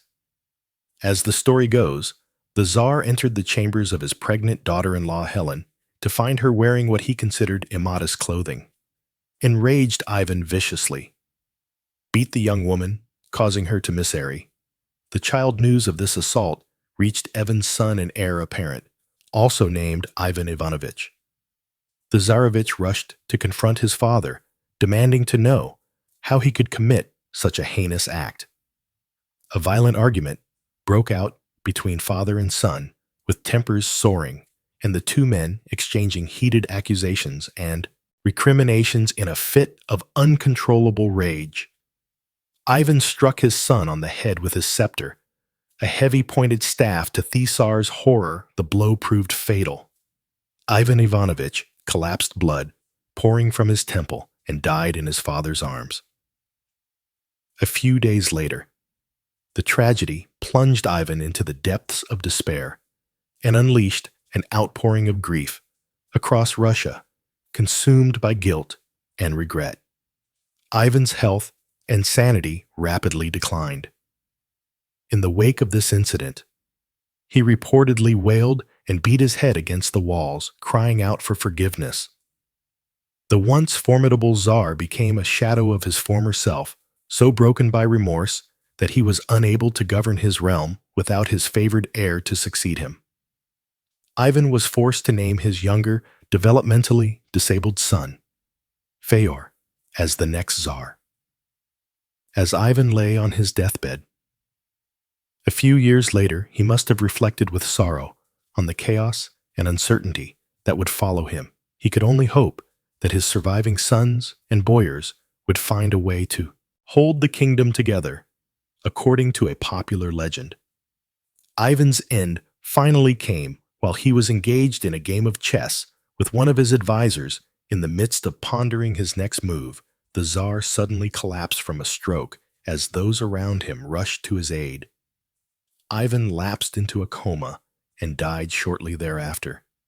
It was a shockingly mundane conclusion to the tumultuous life of one of Russia's most notorious rulers. Even Ivan Vasilovich, even the Terrible, was laid to rest in the Archangel Cathedral. Among the tombs of his ancestors, the controversial ruler left behind a complicated legacy. He was a man capable of great cruelty and violence, but also one who sought to unify and strengthen the Russian state. He expanded its borders, implemented reforms, and laid the foundation for the absolute monarchy that would endure for centuries. But Ivan was also responsible for a reign of terror that traumatized his people.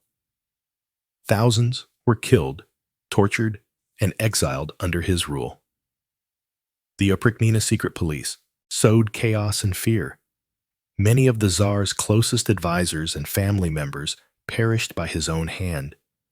One can only imagine the atmosphere of dread and uncertainty that permeated the kingdom under his successor's Russia would face ongoing power struggles, foreign invasions, and periods of famine and unrest, known as the Time of Troubles.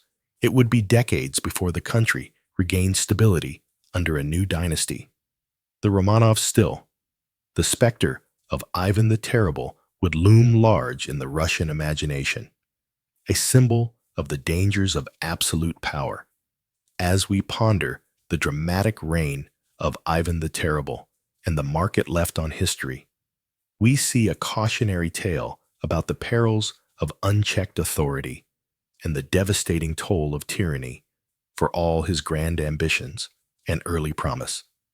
Ivan's life story is ultimately a tragic one of a man consumed by his darkest impulses.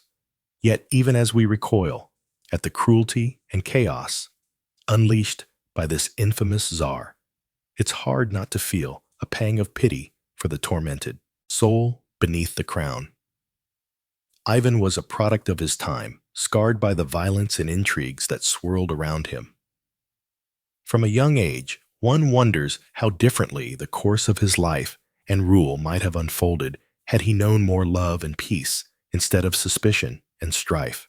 The story of Ivan the Terrible is a vivid reminder of the weight of power and the toll it can take on those who wield it. It invites us to reflect on the qualities we seek in our leaders and the importance of tempering strength with wisdom, compassion, and restraint. Let us hope that the painful lessons of the past can light the way to a future of more enlightened rule. And so as we bid good night to the tumultuous tale of Tsar Ivan IV, we gently turn our thoughts to the other mad monarchs who have captured the historical imagination. From the hills of Bohemia to the halls of Byzantium, rulers through the ages have grappled with inner demons and the heavy burdens of sovereignty. Their stories continue to intrigue us, inviting us to explore the complex intersections of power, personality, and the human condition. Indeed, the life of Erik XIV of Sweden is one of tragedy and cautionary tales despite his privileged birth and ascent to the throne. His reign was marked by instability, paranoia, and violence that ultimately led to his downfall.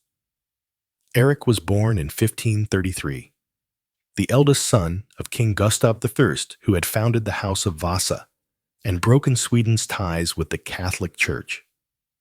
As a young prince, Erik received an impressive education, learning several languages, theology, and military tactics. He was described as intelligent, handsome, and charismatic. However, there were also early signs of the mental imbalance that would plague his life upon his father's death in 1560. Erik ascended to the throne amidst great fanfare and optimism. His coronation was a grand affair, lasting several days with feasts, jousts, and masquerades. The new king cut a striking figure in his fine clothes and jewelry, with his crown perched at top. His head, for a moment, it seemed a golden age was dawning for Sweden. However, trouble was brewing beneath the surface. Erik was deeply suspicious of those around him, quick to perceive threats and slights, even from his own family. He clashed frequently with his brother John, Duke of Finland, seeing him as a rival for power. These tensions would only escalate over time. A pivotal point in Erik's reign came with his ill-fated romance with Karen, Moon's daughter. Karen was a commoner, the daughter of a jailkeeper, far below Erik's royal status. Nonetheless, he was deeply taken with her, and in 1567, he secretly married her, elevating her to be Queen of Sweden. The match scandalized the nobility who saw it as an affront to their status and traditions. The controversy surrounding the marriage only fueled Erik's growing paranoia. He became convinced that Karen's detractors, including his own family, were plotting against him. His behavior grew increasingly erratic. Prone to violent outbursts and delusions, he would pace the castle halls late into the night, muttering of conspiracies and betrayals. This simmering instability finally boiled over in 1567 with the infamous Stura murders. In May of that year, several prominent noblemen of the Stura family were summoned to the castle and imprisoned on Eric's orders, accused of treason after a few days of captivity. Eric suddenly had them brought to him, and in a fit of rage, stabbed Niels Stura himself. The rest of the men were subsequently killed by the guards on Eric's command. The murders shocked the nation and turned many against Eric for good. His brother John, whom he had also imprisoned, managed to escape and began gathering forces to depose the increasingly unstable king. Over the next year, a power struggle raged until finally John's forces captured Stockholm. In 1568, Eric was forced to abdicate, and John was crowned king in his place. Eric spent the rest of his life imprisoned, moving between various castles and strongholds. Despite his fall from power, Karen remained loyal to him, voluntarily sharing his imprisonment and providing what comfort she could. It is said Eric took some solace in music during these dark years, playing the lute and writing songs, lamenting his fate. As time passed, Eric's mental state continued to deteriorate. He grew increasingly delusional, claiming at times to be a prophet or even God himself. There were periods he would refuse to eat, believing his food was poisoned. His once sharp mind slipped further and further into confusion and despair. Eric died in 1577 at the age of 43, likely from arsenic poisoning, though whether this was suicide, an accident from his experiments with alchemy, or murder on the orders of his brother John remains disputed. Looking back, it is hard not to feel some sympathy for Eric. 14th. While his actions were undeniably cruel and his rule catastrophic for Sweden, he also seems to be a tragic figure undone by mental illness beyond his control. His is a story of wasted potential, of a life unraveled by madness and isolation in the end.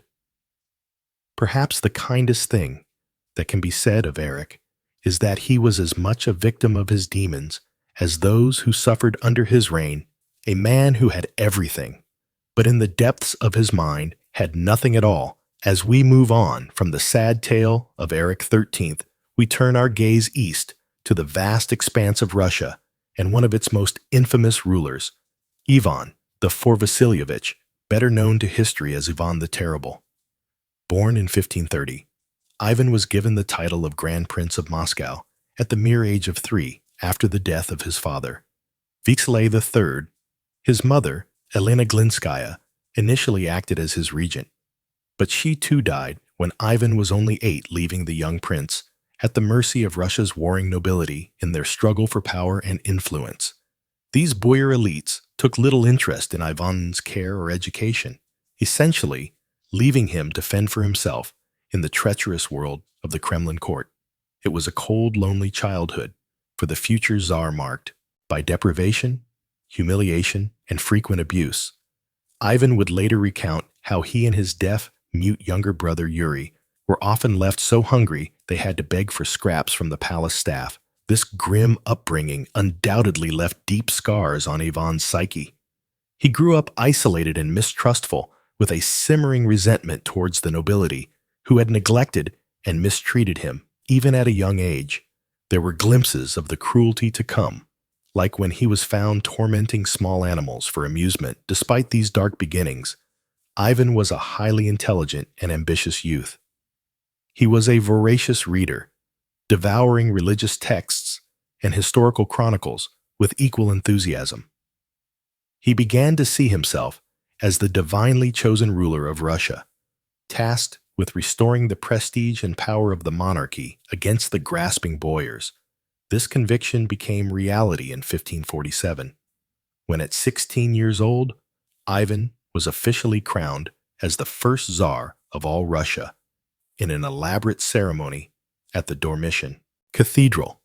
With the tolling bells and rising incense, Russia entered a new age of autocratic rule.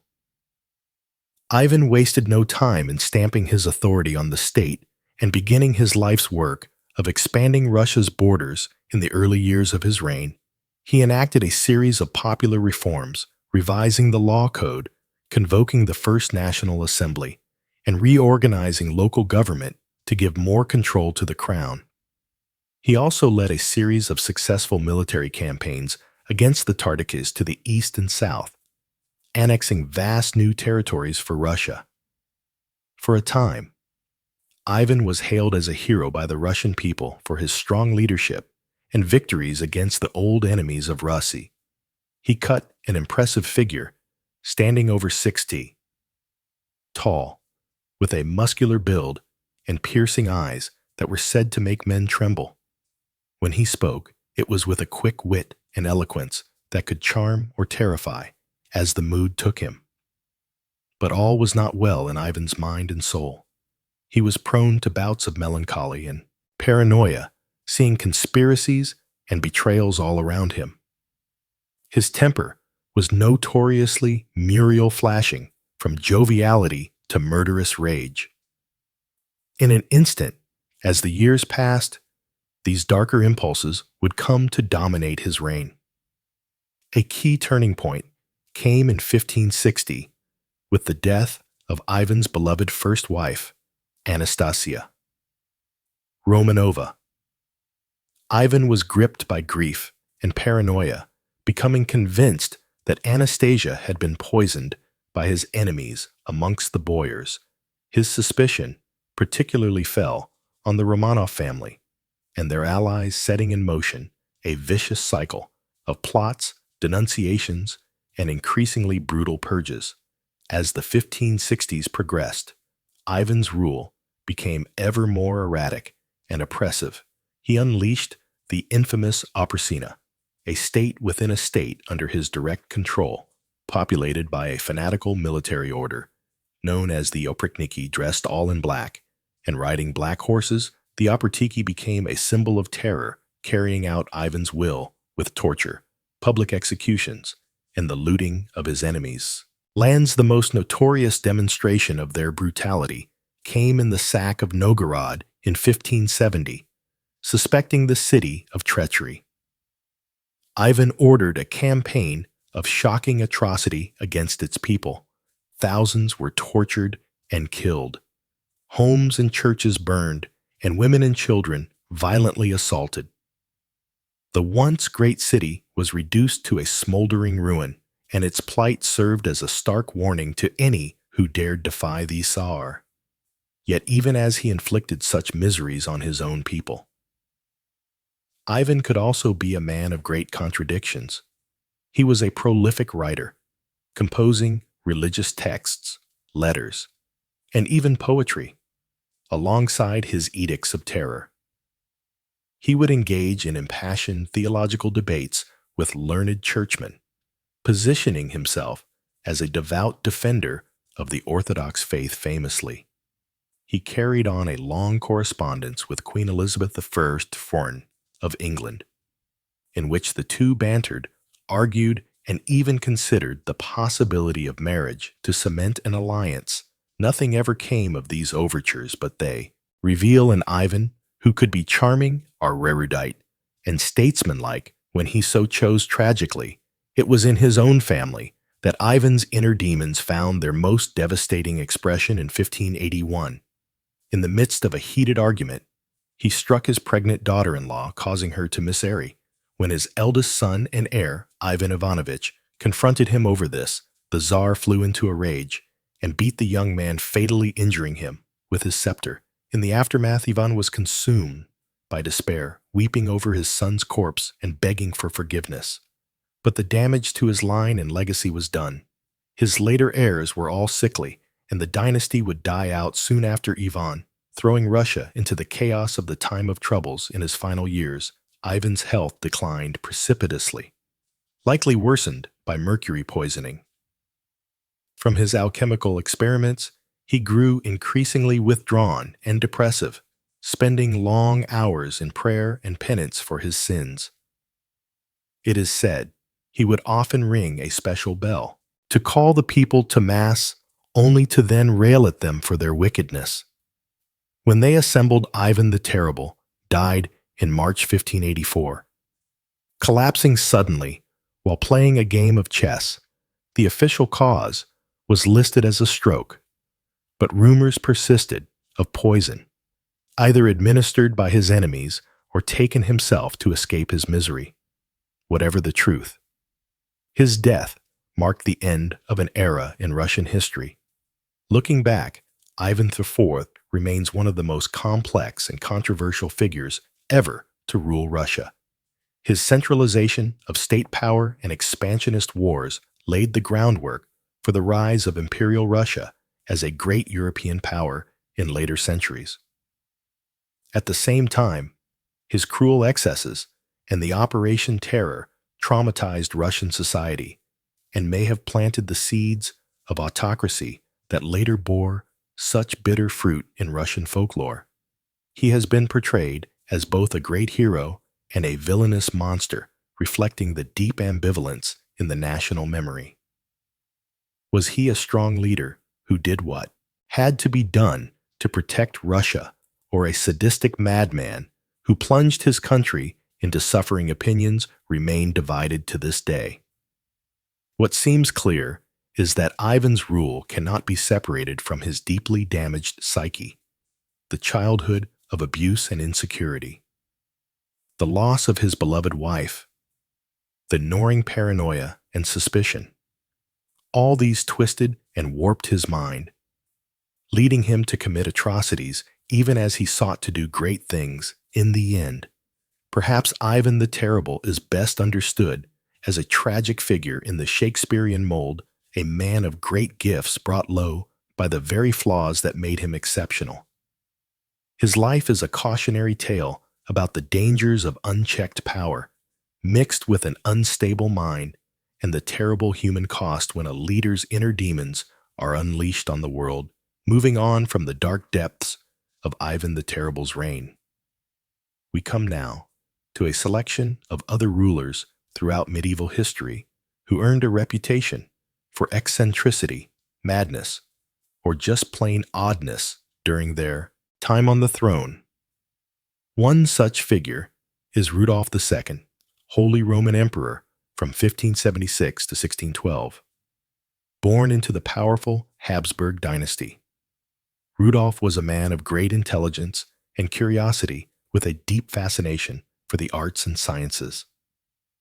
His court in Prague became a haven for all manner of artists, alchemists, astronomers, and philosophers, turning the city into a vibrant cultural capital. However, Rudolph's interests could also veer into the bizarre and occult. He was obsessed with collecting rare and unusual objects, everything from ancient artifacts to strange mechanical devices. His palace, the Hatchin, was stuffed with a bewildering array of curiosities, exotic animals, fossils, astrological instruments, even supposed unicorn horns. Even stranger were the persistent rumors that Rudolph believed himself to be made of glass.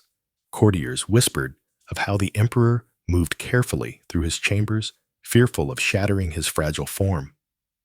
Some even claimed he had special padded clothing made to protect his glass body.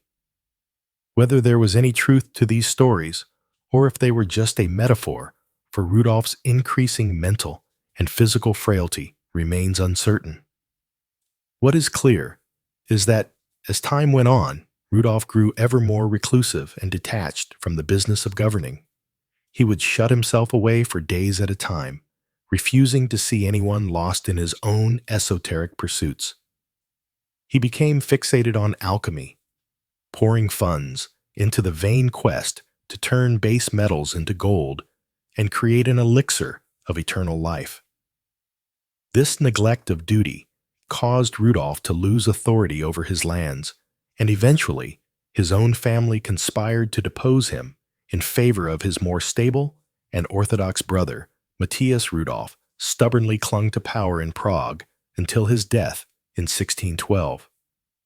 But his reign effectively ended in obscurity and irrelevance. Another monarch, whose grasp on reality was tenuous at best, was Justin II, Byzantine emperor from 565 to 578. He inherited the throne from his uncle, Justinian I, during a difficult time, with the empire straining under the weight of wars, religious turmoil, and an overstretched treasury. Unfortunately, Justin seems to have been singularly ill-equipped to deal with these challenges. He was prone to erratic and irrational behavior. Almost from the start of his reign, he would make grandiose and unrealistic promises, fly into violent rages at the slightest provocation, and was consumed with paranoid delusions of conspiracies against him. One particularly bizarre episode occurred when a group of Armenian envoys came to the capital bearing gifts for the emperor. For some reason, the sight of these men triggered a breakdown in Justin. He began screaming that they were assassins sent to kill him, ordered his guards to attack them, then abruptly fell to the ground, gnawing at the carpet and foaming at the mouth as Justin's madness progressed. The business of government came to a virtual standstill. He would alternately appoint and execute officials on a whim, making any coherent policy impossible. At one point, he became fixated on the idea of abdicating and handing power to a randomly chosen beggar as a holy fool. In the end, Justin was smothered to death in his bed, possibly on the orders of his own wife Sophia, who had been serving as regent during his increasingly deranged final years. His successor was the very competent general, Tiberius II Constantine, who managed to stabilize the situation and hold the empire together. Finally, we come to Charles II, the last Habsburg ruler of Spain. Charles had the great misfortune of being born into a royal line, notorious for its inbreeding, as the Habsburgs sought to keep their holdings within the family by marrying uncles to nieces and first cousins to each other. The result was that Charles was beset by a shocking array of physical and mental disabilities. His jaw was so deformed he could barely speak or chew his food. He was short, weak, and constantly ill, with digestive problems, most cry. His mind never progressed beyond that of a child leaving him utterly unequipped for the demands of kingship throughout his reign.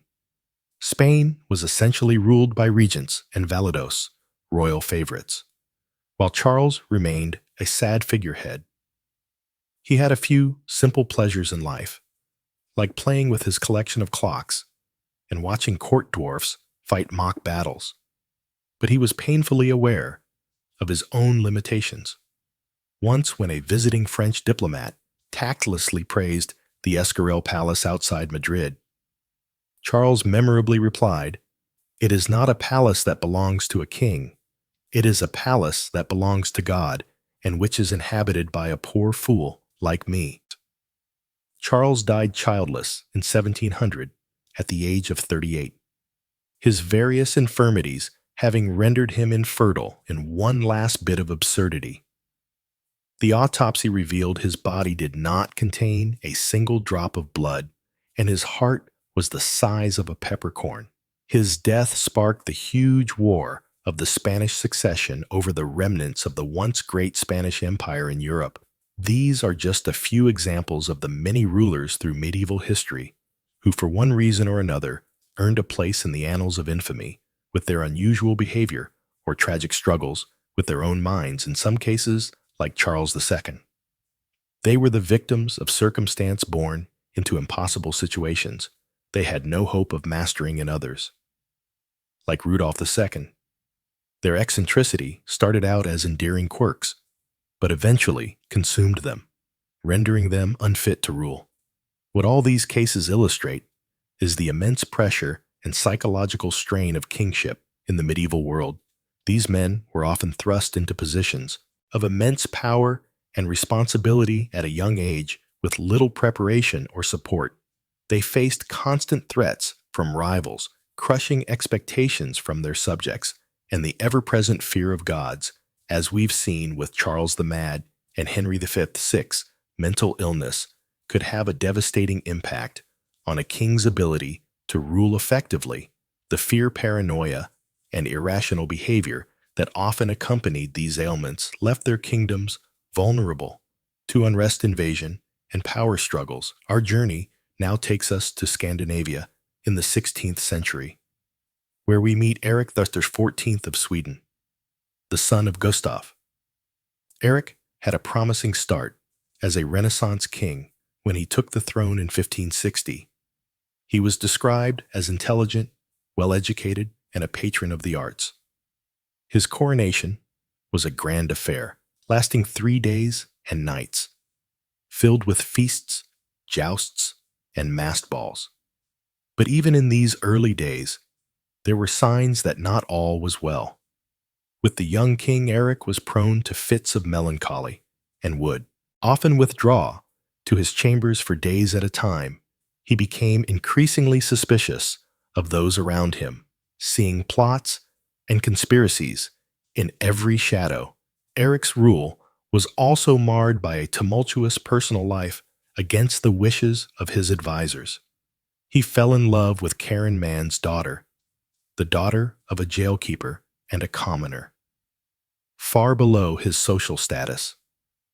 Erik secretly married Karen in 1567, much to the shock and outrage of the court. While some saw this as a romantic gesture, defying the rigid hierarchy of the time, others viewed it as further evidence of the king's instability and poor judgment. As the years went on, Erik's paranoia and erratic behavior only intensified in 1567. Gripped by the delusion that several noblemen were plotting to overthrow him, Erik had them imprisoned and executed in what became known as the Stura murders. Among the victims was Niels Svantes Store, whose wife Ellen was rumored to be Erik's mistress. Whether Erik ordered their deaths out of jealousy or genuine fear of conspiracy remains a matter of historical debate. What is certain is that the Stuart murders marked a turning point in Erik's reign. The once celebrated king was now seen as a dangerous and unpredictable tyrant. His brother John, Duke of Finland, seized the opportunity to rally support against him in 1568. Erik was dethroned and imprisoned, with John taking the crown as John III of Sweden. For Erik, it was the beginning of a long and tragic epilogue. He would spend the remaining years of his life shuffled between various castles and strongholds, a king without a crown, a prisoner in his own kingdom. At times, his confinement was quite gentle, with access to books, music, and the company of his beloved Karen. But at other times, he endured harsher conditions, and even the indignity of being displayed to curious onlookers through it all. Karen remained steadfastly by his side, a devoted companion in a world that had largely abandoned him. She bore him several children, though only their daughter Sigrid survived to adulthood. In the end, Erik's story is one of squandered potential and the shadow of mental illness. The bright young man who had taken the throne with such promise ended. His days, broken and alone, far from the grandeur of his coronation. He died in 1577 at the age of 43, possibly poisoned on the orders of his brother John. It was a sad and ignominious end for a man who had once held such power and promise. But Erik's tale is not the only one. Of a king undone by the demons of his own mind. As we move eastward to Russia, we encounter an even more brutal and notorious figure, Ivan IV Vasilovich, better known to history as Ivan the Terrible. Ivan's epithet alone suggests the darkness that would come to define his rule, but his early years gave little indication of the monster he would become. Born in 1530, Ivan was just 3 years old when his father died, leaving him in the care of his mother, Elena Glinskaya. But Elelenina herself died just 5 years later, under suspicious circumstances, plunging the young Ivan into a childhood marked by neglect, abuse, and the vicious power struggles of the Russian court. These early traumas undoubtedly shaped the man Ivan would become when he took the throne in 1547. At the age of 16, he was already showing signs of the paranoia and cruelty that would characterize his reign. His coronation as the first Tsar of all Russia was a grandiose affair. But it was marred by the execution of several boyars, members of the Russian nobility, whom Ivan suspected of disloyalty. Yet despite these ominous beginnings, Ivan's early rule also showed glimmers of promise. He implemented a series of popular reforms, revising the law code, limiting the powers of the boyars, and even convoking Russia's first parliament, the Zikai Sur. He also expanded Russia's borders through successful military campaigns against the Kates of Kazan and Astrakhan. But these accomplishments were increasingly overshadowed by Ivan's descent into tyranny and madness in 1565. Following the defection, one of his closest advisors to Lithuania, Ivan divided Russia into two parts: his personal domain, the Oprikina, and the rest of the country, the Zekina, the Opry. Nina was ruled by Ivan's feared Oprik. Niki, his unswervingly loyal secret police, dressed all in black and riding black horses, they became a symbol of terror, carrying out Ian's increasingly brutal and arbitrary orders. They tortured, murdered, and exiled anyone suspected of treason, often on the flimsiest of pretexts. Even whole cities were not spared from their wrath, as in the case of Novgorod, which was brutally sacked in 1570 on Ivan's orders. But perhaps the most tragic victim of Ivan's rage was his own family. In 1581, in a fit of anger, Ivan beat his pregnant daughter-in-law, causing her to miscarry. When his son and heir, Ivan Ivanovich, confronted him about this, the Tsar struck him with his scepter, dealing a fatal blow. The loss of his heir would haunt Ivan for the rest of his days and cast a long shadow over the future of the Russian monarchy as Ivan's rule became more erratic and tyrannical. Russia descended into a state of almost constant terror and turmoil. Famines, epidemics, and foreign invasions added to the suffering of the populace. Even the once formidable Opritniki were not immune, with Ivan turning on them in his final years, executing many on suspicion of disloyalty. Ivan himself died in 1584 while playing a game of chess. Legend has it that he succumbed to a sudden illness, collapsing just as he was about to make a winning move. It was a strangely quiet end for a man whose life had been defined by such noise and fury.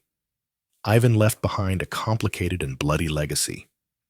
To some, he was a cruel and capricious tyrant, a mad king who terrorized his own people. To others, he was a strong and effective ruler who expanded Russian power and laid the groundwork for the future empire. The truth, as is often the case, lies somewhere in between. What is certain is that Ivan's reign cast a long and dark shadow over Russian history. His brutality and paranoia set a dangerous precedent for future rulers and contributed to the idea of Caesar as an all-powerful, divinely appointed autocrat. It would be a notion that would shape Russian politics and society for centuries to come. But Ivan was far from the last monarch to be touched by madness across Europe. The specter of mental illness would continue to haunt the halls of power in Bohemia. There was Rudolf II, the reclusive emperor who thought he was made of glass in the Byzantine Empire. Justin II's delusions and erratic behavior plunged his realm into chaos, and in Spain, Charles II's inbreeding and disabilities marked the sad decline of the once mighty Habsburg dynasty. Each of these kings had their own unique struggles and stories. Rudolf II, for instance, was a great patron of the arts and sciences, filling his court with alchemists, astronomers, and artists.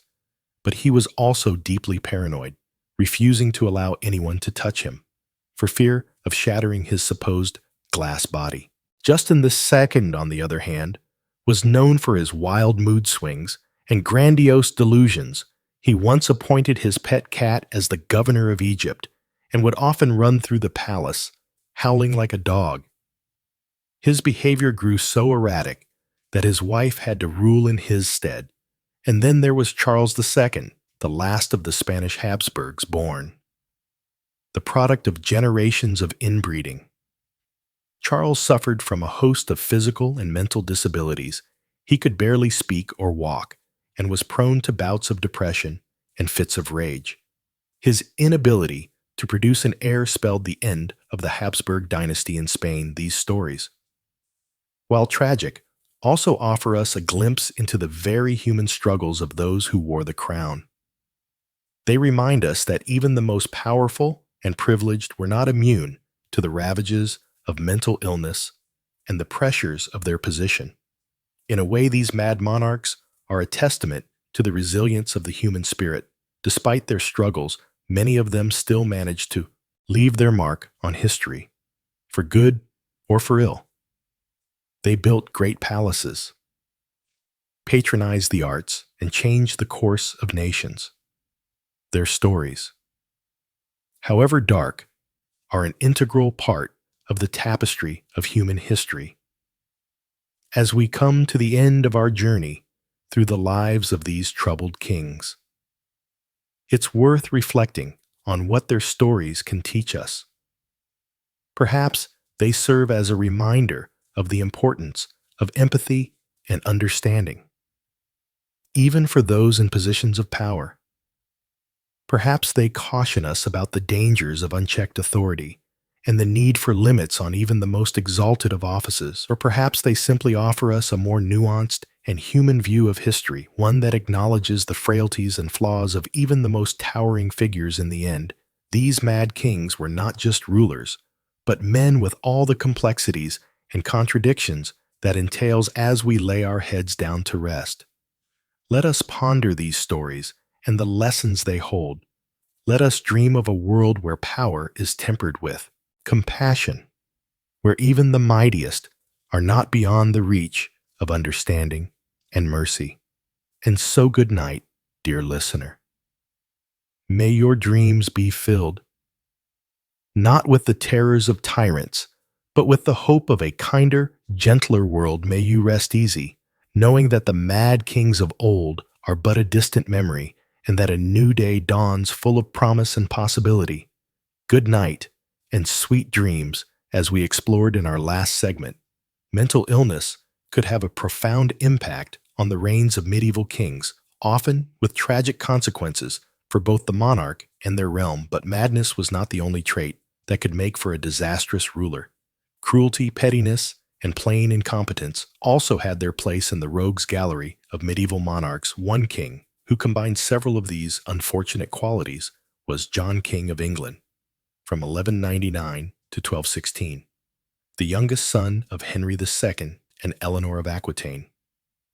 John was never expected to inherit the throne, but after the death of his elder brother Richard, the Lion he heart, John found himself wearing the crown, and from the start he seemed singularly unfit for the role. John had a talent for making enemies and alienating allies. He was notoriously cruel and petty, once ordering the capture of a particularly bothersome archdeacon and having him pressed to death under weights. He also had a habit of seducing, or some say, assaulting the wives and daughters of his baronnesses, a pastime that won him few friends among the nobility. But it was John's bungling of the war with France that truly earned him infamy. Through a series of military blunders and diplomatic missteps, John managed to lose most of England's territory on the continent, including the ancestral lands of Normandy and Anjou. This was a devastating blow to the prestige and coffers of the English crown back home. John's heavy-handed attempts to raise funds and quash opposition only brought more turmoil. He was constantly at odds with his baronnesses and the church. His clumsy attempts to install his own Archbishop led Pope Innocent III to place England under a crushing interdict, suspending religious rights across the country. Tensions reached a breaking point in 1215, when a group of rebel barons took up arms against the king. Hopelessly outnumbered, John was forced to sign the Magna Carta, a charter of liberties that placed limits on the power of the crown. Though John almost immediately reneged on the deal, the Magna Carta would become a cornerstone of English law and a symbol of the fight against tyranny. But John's story doesn't end there. Determined to retake his lost lands in France, John launched a new campaign across the Channel. It was there, while pillaging his way through the Lear Valley, that John contracted dysentery. The evil, as one contemporary put it, would be the end of him. John died a miserable death, his body racked with fever and his bowels turning to water. It was an ignominious end for a king whose reign had brought England to the brink of ruin. John's failures as a ruler were manifold. He was cruel, reckless, and woefully inept at the art of kingship. Yet in a strange twist of fate, it was his very incompetence that led to the signing of the Magna Carta, a document that would shape the course of English history and inspire the cause of liberty for centuries to come. As we bid good night to bad King John, we're left to ponder the capricious nature of history. A terrible king, through his own failings, inadvertently planted the seeds of something great. It's a reminder that even in the darkest chapters of the past, there are glimmers of hope and progress. And with that thought, we'll let the sands of time carry us gently off to sleep. Speaking of dark chapters, the next king in our gallery of rogues is a figure cloaked in sinister legend, Vlad III. Prince of Wallachia is better known to history by his ominous nickname, Vlad the Impaler. His story takes us to the blood-soaked borderlands of Eastern Europe in the 15th century. Vlad was born into a noble family in Wallachia, a principality sandwiched between the Christian kingdoms of Hungary and Poland and the expanding Ottoman Empire. It was a precarious position, and one that required a ruler as ruthless as the enemies at his borders. In Vlad, Wallachia found a prince who was more than up to the task. From an early age, Vlad had known violence and brutality as a child. He and his younger brother Radu were sent as hostages to the Ottoman court, a common practice at the time to ensure the loyalty of vassal states there. Vlad witnessed firsthand the cruelty and casual bloodshed that was a part of Ottoman statecraft when Vlad finally took the throne of Wallachia in 1456. He was determined to rule with an iron fist. He saw threats all around him, from the Ottomans, from rival noble families, and from anyone who dared to challenge his authority. And he met these threats with a singular brand of brutality that would make him a legend. Vlad's preferred method of execution was impalement, a slow, agonizing death that involved driving a sharpened stake through the victim's body. It was a punishment he meted out with terrifying enthusiasm, sometimes impaling hundreds or even thousands at a time. The sight of Vlad's so-called forests of impaled corpses became a grim warning to any who would cross him. But Vlad's cruelty wasn't just a means to an end. It seemed to be a perverse source of pleasure for him. He reportedly dined among his impaled victims, dipping his bread in their blood. He once had a group of beggars locked in a banquet hall and burned alive, saying he was freeing them from their misery. Even by the brutal standards of the time, Vlad's sadism was shocking. Yet for all his cruelty, Vlad was also a shrewd and capable ruler. He was a skilled warrior who won several key victories against the Ottomans, and he worked to strengthen Wallachia's defenses and centralize his own power in a region beset by foreign invaders and internal strife.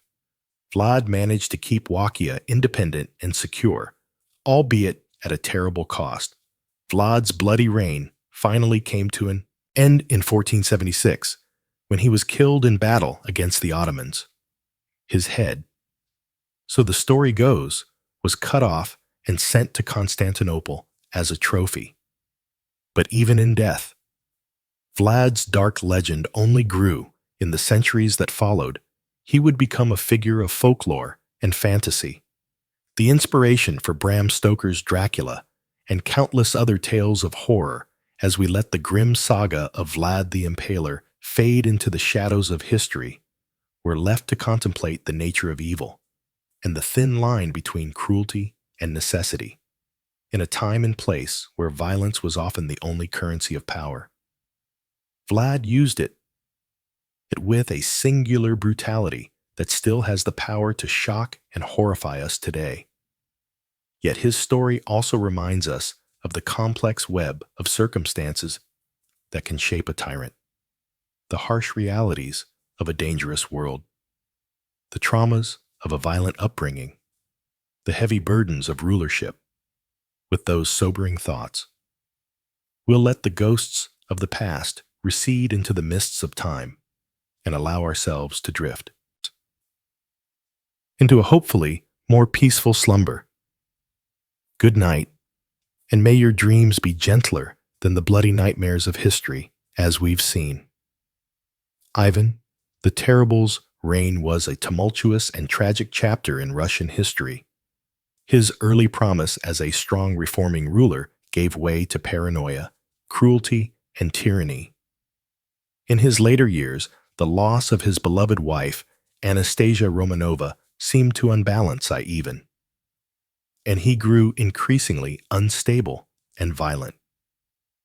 The story goes that in 1565, Ivan formed the Opashniki, his own loyal band of secret police dressed in black and riding black horses. They carried out Ivan's will, terrorizing boyars and peasants alike, confiscating land and wealth for Thesar, towns that displeased Ivan.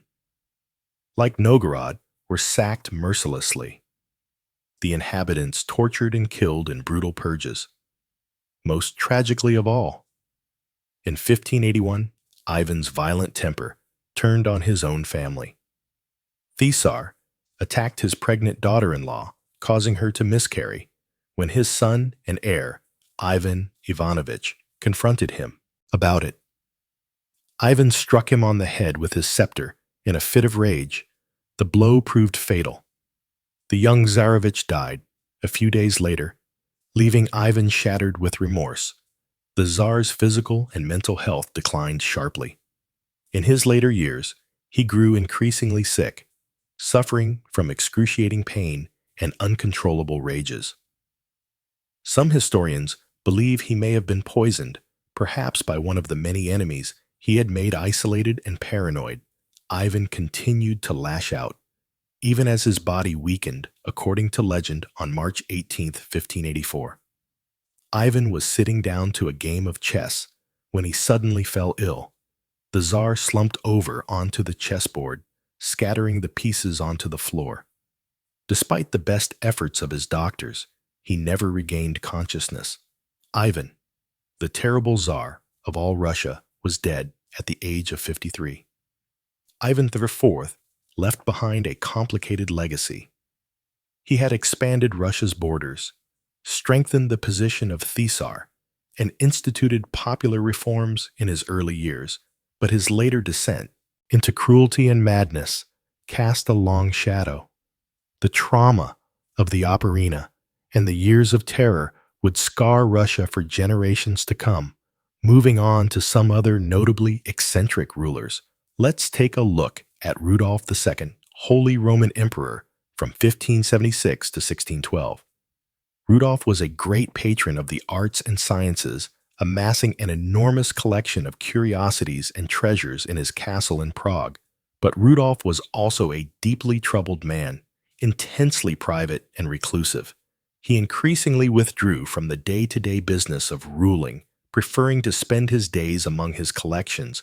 He suffered from bouts of severe depression and melancholy, and grew fixated on the occult, alchemy, and astrology. Most curiously, Rudolph became convinced that he was made of glass and could shatter at any moment. He took to wearing thick layers of padding under his clothes to protect his delicate glass body. Servants were ordered to whisper in the emperor's presence lest their voices cause him to break Rudolph's mental. State continued to deteriorate in his later years. He flew into rages, talked to himself, and became increasingly paranoid. His behavior alienated his family and court, allowing his power to ebb away to his more able relatives. When Rudolph died in 1612, he left the empire in a state of crisis and upheaval across the continent in the Byzantine Empire. Another ruler was grappling with madness in the 6th century AD. Justin II, who ruled from 565 to 578, was by all accounts a promising ruler. At first, a skilled diplomat who secured peace with the Persians, but a few years into his reign, Justin's behavior took a bizarre turn. He began acting irrationally, not recognizing old friends and flying into wild rages. He alternately laughed and wept uncontrollably. He even took to barking like a dog during audiences, biting his attendants as they tried to restrain him, as Justin slipped deeper into insanity. The empire fell into disarray. The government ground to a halt. The army went unpaid, and the Avars and Slavs threatened the frontiers eventually. Justin's wife, Sophia, conspired with the ailing emperor's friend Tiberius to push Justin aside, ruling as his regents until his death in 578. Later in 17th century Spain, the final Habsburg ruler, Charles II, earned the unflattering moniker, the Bewitched, born in 1661.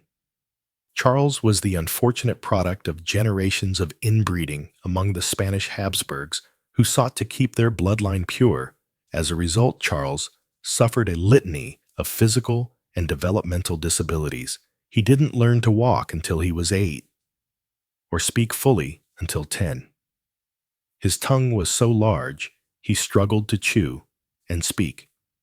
He suffered digestive problems and epileptic fits. Most tellingly, his Habsburg jaw was so pronounced he couldn't fully close his mouth. Charles's disabilities left him unable to rule effectively. He was a puppet for competing court factions manipulated by those around him when asked who should succeed him. As his health failed, he allegedly replied, "I don't know. I'm only a fool." When Charles II died childless in 1700, he was the last of the Spanish Habsburg line. The question of his succession would spark a major European conflict, the War of the Spanish Succession. His death marked the end of an era for a dynasty plagued by the ill effects of inbreeding. As we've explored these stories of mad monarchs through the ages, a few themes emerge. The immense stress and pressure of ruling often from a young age took a toll on the mental health of many kings. In an age before mental illness was well understood, their erratic behavior could have devastating consequences for their realms. Their stories also highlight the importance medieval rulers placed on having a competent male heir. Without a clear line of succession, instability and power struggles often followed. As we saw with Charles the Mad's France or Henry VI. England. Looking back with modern eyes, it's hard not to feel some sympathy for these tragic figures grappling with inner demons in a very public role, while some, like Ivan the Terrible, use their power to lash out cruelty. Others, like Justin II and Charles II, come across as sad cases, powerless against their afflictions. In the end, perhaps these mad monarchs are a reminder of the very human frailties of even the most powerful rulers. For all their wealth and status, kings were not immune to the same mental and physical illnesses that could strike down any medieval man or woman. As we finish our journey through these strange chapters of medieval history, I hope these stories of mad kings and ill-fated reigns have been an intriguing peek into the complex lives of rulers past, with just enough drama to keep you from nodding off completely. And with that, our tour of eccentric sovereigns and medieval madness has reached its end. If you've enjoyed this bedtime foray into the annals of history, perhaps you'll join me again sometime. Please do like or subscribe if you'd care to hear more quirky tales of bygone days and long-dead kings, or if my droning on has proven a reliably soporific tonic. But for now, as the medieval world fades into the mists of dreams, I bid you good night and wish you a mercifully more peaceful and stable slumber than our poor mad monarch's sweet dreams.